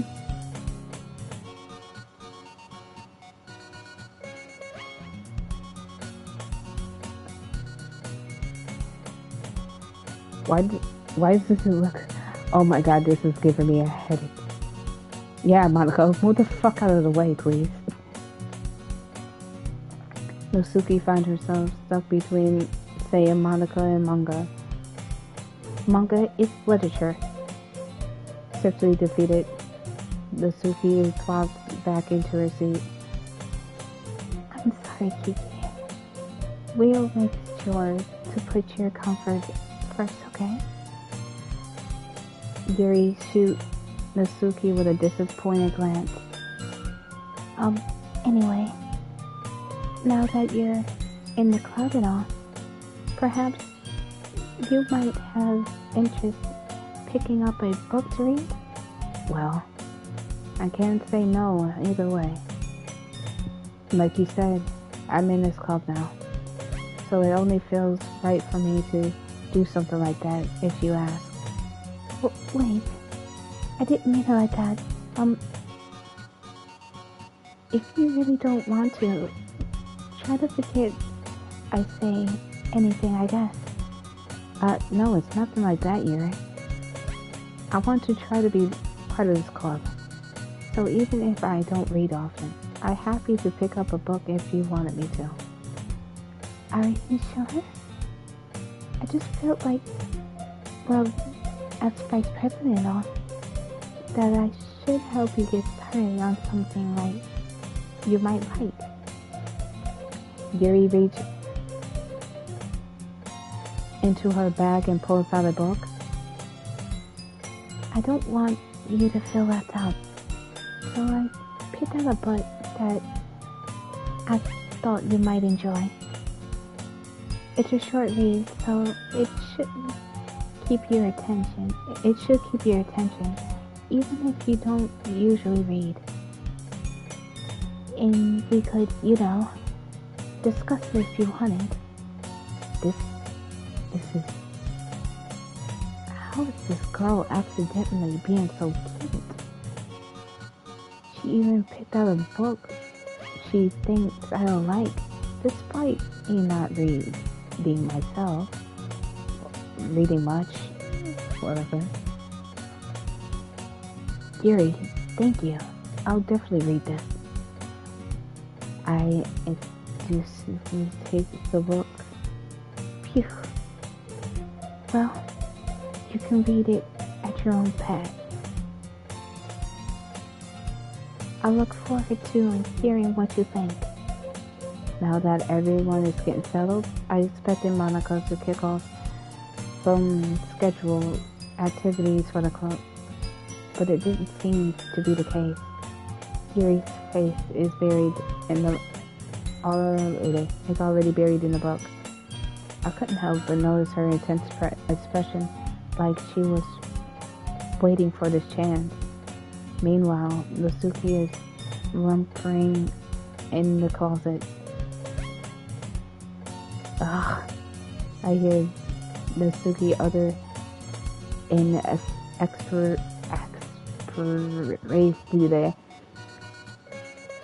sigh from within the closet. She seemed to be annoyed by something. I approached her in case she needed a hand. You looking for something in there? Oh, fucking Monica!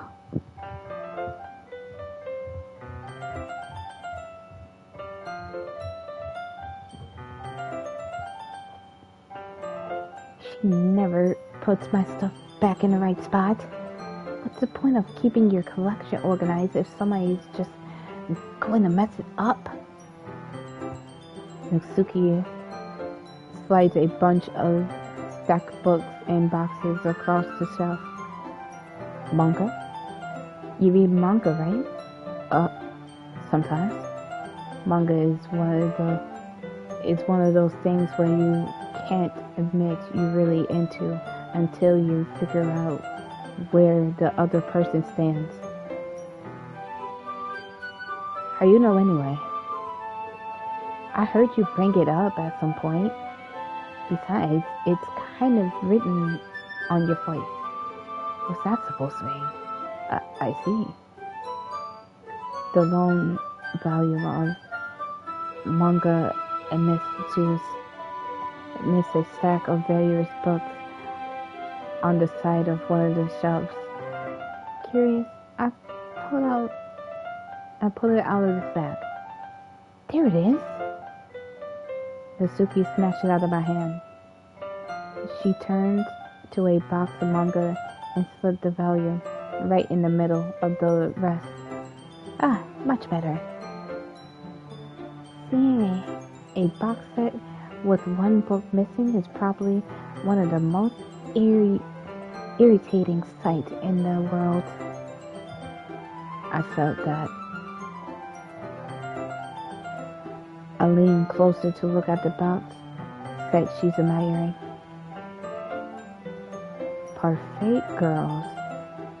It's a series I never heard in my life. That probably means it's either way out of my demographic or it's simply terrible. If you're going to judge, you can do it through the glass on the door. She points to the classroom door.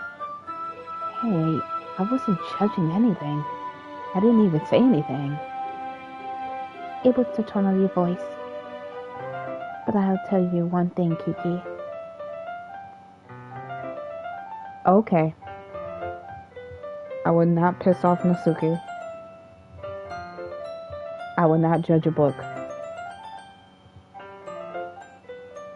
In fact, Natsuki pulls out the first volume of the Parfait Girls from the box. I'm going to show you exactly why. She shoves the book right into my hands. I stare at the cover. It's pictures of girls in colorful, striking, animated, feminine poses. It's a tingly mo. Don't just stand there. Natsuki grabs my arm and pulls me out of the closet. She then takes a seat against the wall beneath the windowsill. She pat on the ground next to her, signaling me to sit there. Wouldn't the chairs be more comfortable? I take my seat. Chairs wouldn't work. We can't read at the same time like that. Why's that? I guess it's easier to be close to each other like this. Don't say that. It makes me feel weird about it. Usuki crosses her arms and scooches an inch away from me. Sorry, I didn't expect to be sitting this close to her either. Now that I can say it's particularly a bad thing, I open the book. Only a few seconds, Masuki once inches closer, reclaiming the additional space while she hopes I wouldn't notice. I can feel her peering over my shoulder, much eager to begin reading than I am.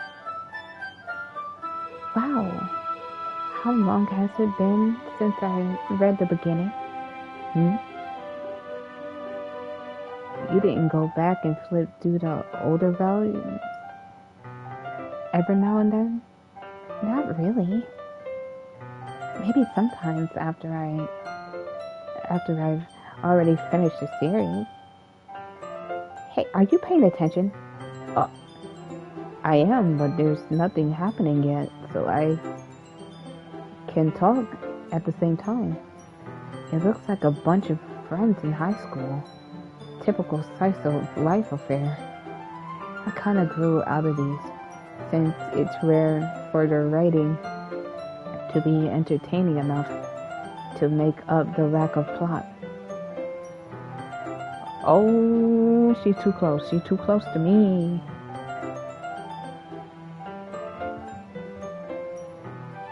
Are you sure this isn't boring for you? It's not. Even though you're watching me read?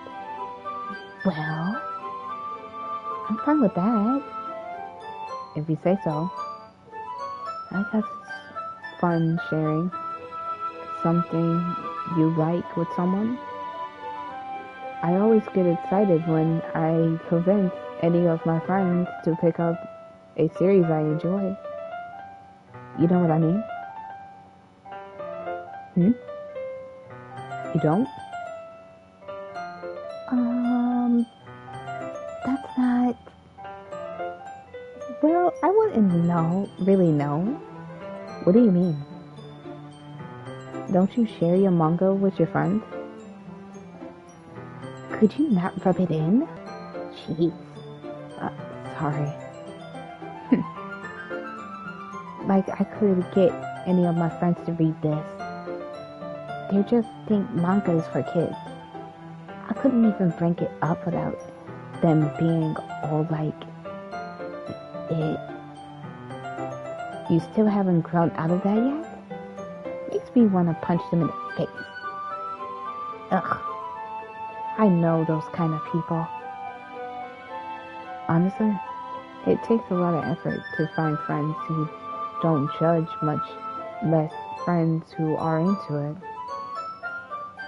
I'm already kind of a loser, so I guess I gravitated towards the other losers over time.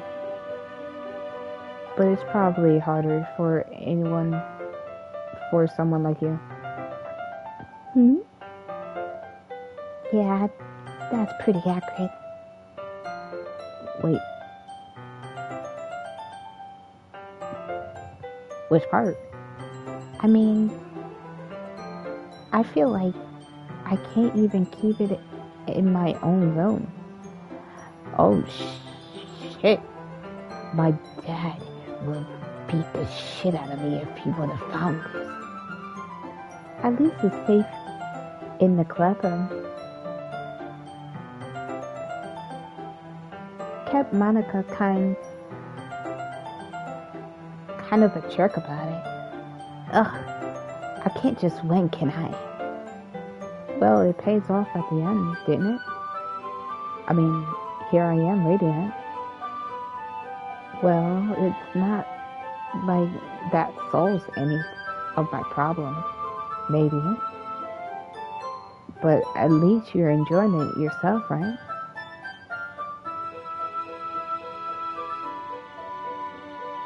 So? Jeez, that's enough. Are you gonna keep reading or what? Yeah. I flipped the page. I don't like the way that the screen just got dark. I hate this. Nope. I'm not even gonna press no buttons. What the fuck, dude?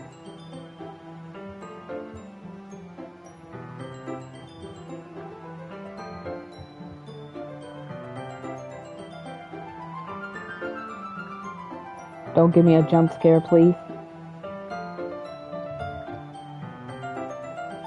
Time passes. Oh shit, dude.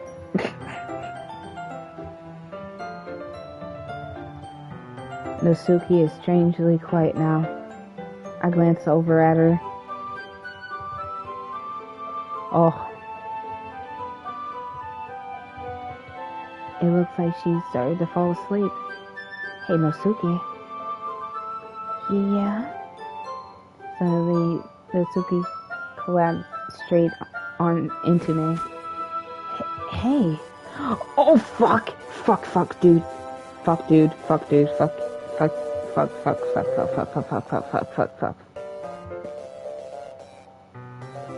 I don't like the music at all either.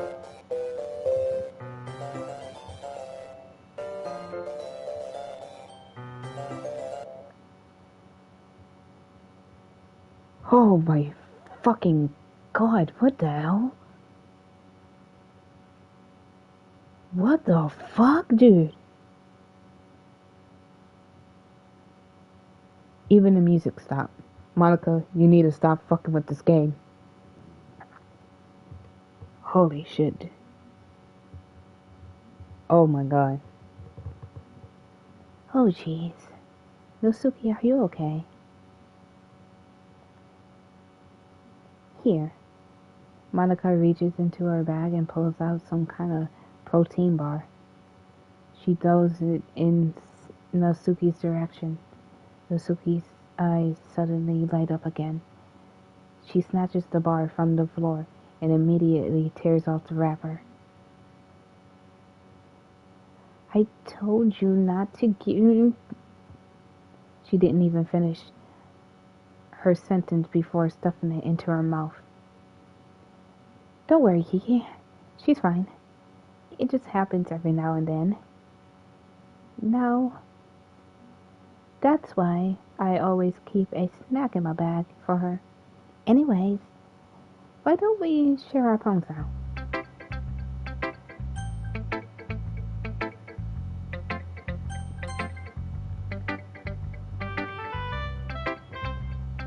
Yuri seems to be the more experienced, so I'll start with her. I can trust her opinions to be fair.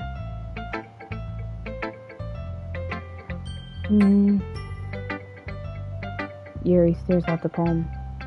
A moment passes in more enough time for her to finish reading. Oh, sorry. I forgot to start speaking. It's fine, don't force yourself. I'm not. I just need to put my thoughts into words. Hold on. Okay.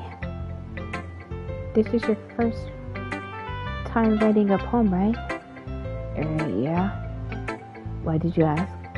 I'm just making sure. I guess that might be after reading through it. So it's that bad. No? Did I just raise my voice? Sorry. Yuri buries her face in her hands. I couldn't help but notice that It's been several minutes, and we really haven't gotten anywhere. It might take Yuri a while to get used to new people. It's fine. I really didn't notice. What were you saying? Right, it's just that there's specific writing habits that are usually typical of new writers. And having been through that myself, I kind of learned to pick it up on them. I think most of noticeable thing I recognize in new writers is that they try to make their style very deliberate. Yeah. In other words, they tend to pick up writing styles separate from topic matter, and they fit the two together. The end result is that both the style and the expressiveness are weakened. Once Yuri finds her train of thought, it's as if her demeanor really totally changes. Her stumblingly is completely gone, and she sounds like an expert. Of course, that's not something you can blame for. There's so many different skills and techniques that goes into writing even a simple poem. Not finding them and building them, but getting them to work together is probably the most challenging part. It might take you some time, but it all comes with a practice and learning by example, trying new things. I hope that everyone in the club gives you valuable feedback. Natsuki can be a little bit biased. Well, biased? How? Well, never mind. I shouldn't be talking about other people like that. Sorry. It's fine. I'm not sure if Yuri is apologizing to herself, to me, or to Natsuki. Do you mind if I read your poem now? Please do. I love to share my thoughts behind it. Yuri smiled genially as if it's a rare opportunity for her, which itself is kind of funny. After all, isn't this supposed to be a literature club?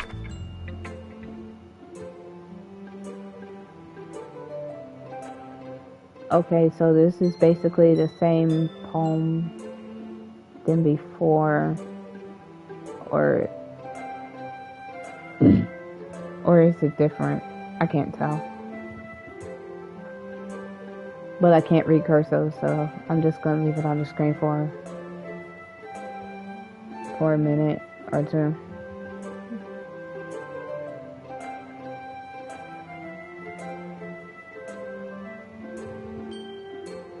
Okay, let's continue.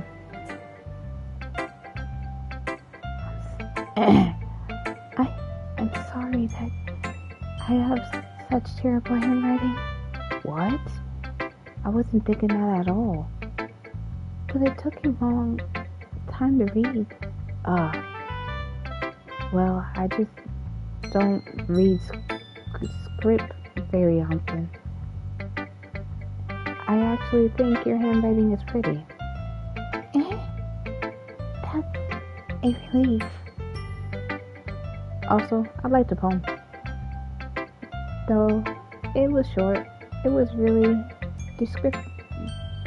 Yeah.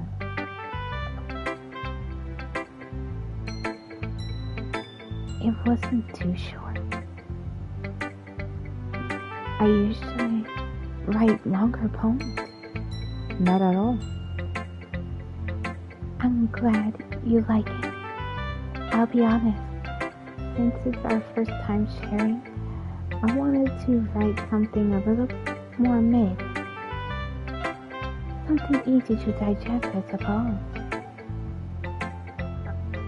Are you into ghost sharing? Actually, the story isn't about ghosts at all, Kiki. Really? I must have really missed the point. Well, I suppose you did glance over it after all. But remember that poems often express their own thoughts, feelings, and experience in their world. They usually do more than tell a simple story or paint a picture. In this case, perhaps the subject of the poem is only being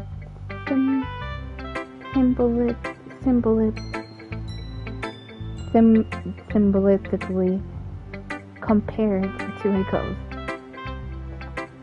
lingering in her last remaining place of comfort, unable to let go of the past, and soon be left with nothing. That's more solemn, putting it that way. I haven't even thought of that. That's impressive. It's nothing really.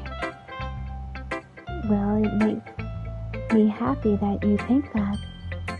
Just remember, it won't be long before you pick up on these things too. Yeah, maybe you're right. I guess I'll have to keep trying. I'm counting on you.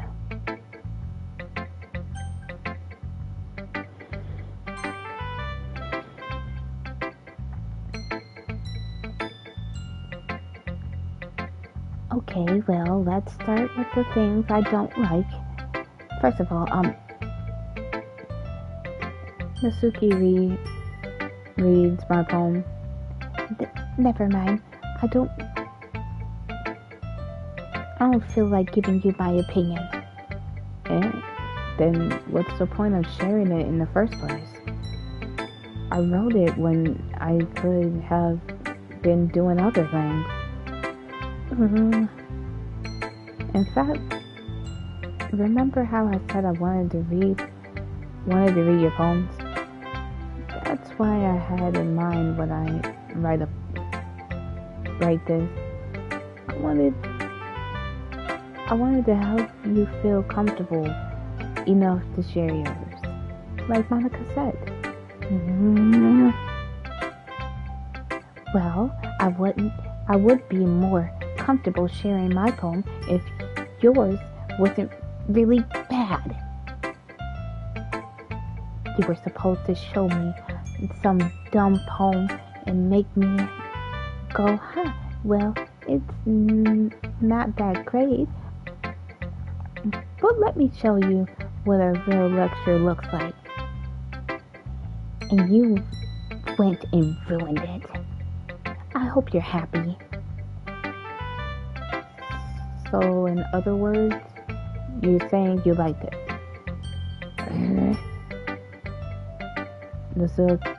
Nasuki resorts, gets caught in her throat.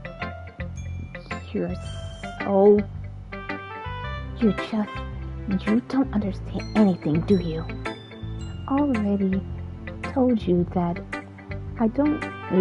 you don't have to go announcing to the world that you're all self-important. Pretty sure you never actually said that.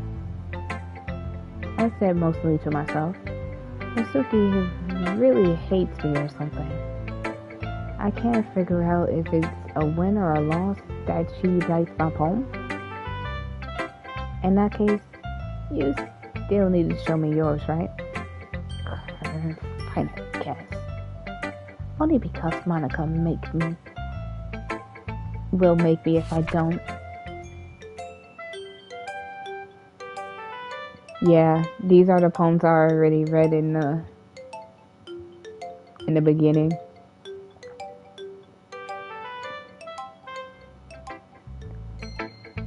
Yeah, I told you that you weren't going to like it. I like it.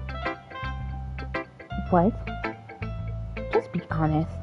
I am. Why are you so convinced that I wouldn't like it?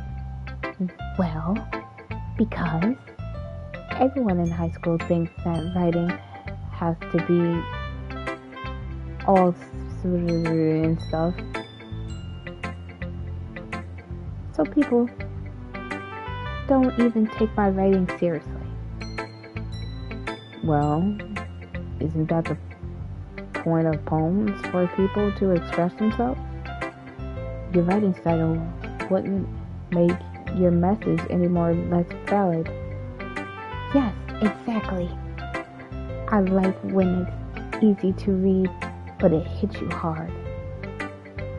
Like in this poem. Seeing everyone around you doing great things can be really disheartening. So I decided to write about it. Yeah, I understand. But the other nice thing about simple writing is put more weight in the wordplay. Like I set up a rhyme at the end and made it fall flat on purpose. It helps bring out the feeling in the last line. So you did. I guess more went into it than I realized. That's what it means to be a pro. I'm glad you're learning something. But don't expect from the youngest here, did you? Yeah, I guess not. I decided to humor her with the last comment. I really don't care how old everyone is, but if Natsuki is feeling really good and feeling really proud, then I won't take that away from her. Alright, I'm about to save this game.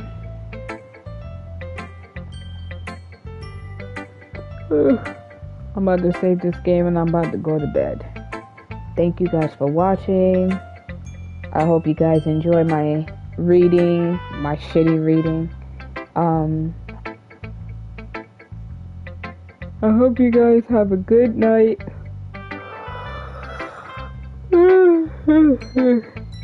Cause it's time for me to go. Good night, everyone.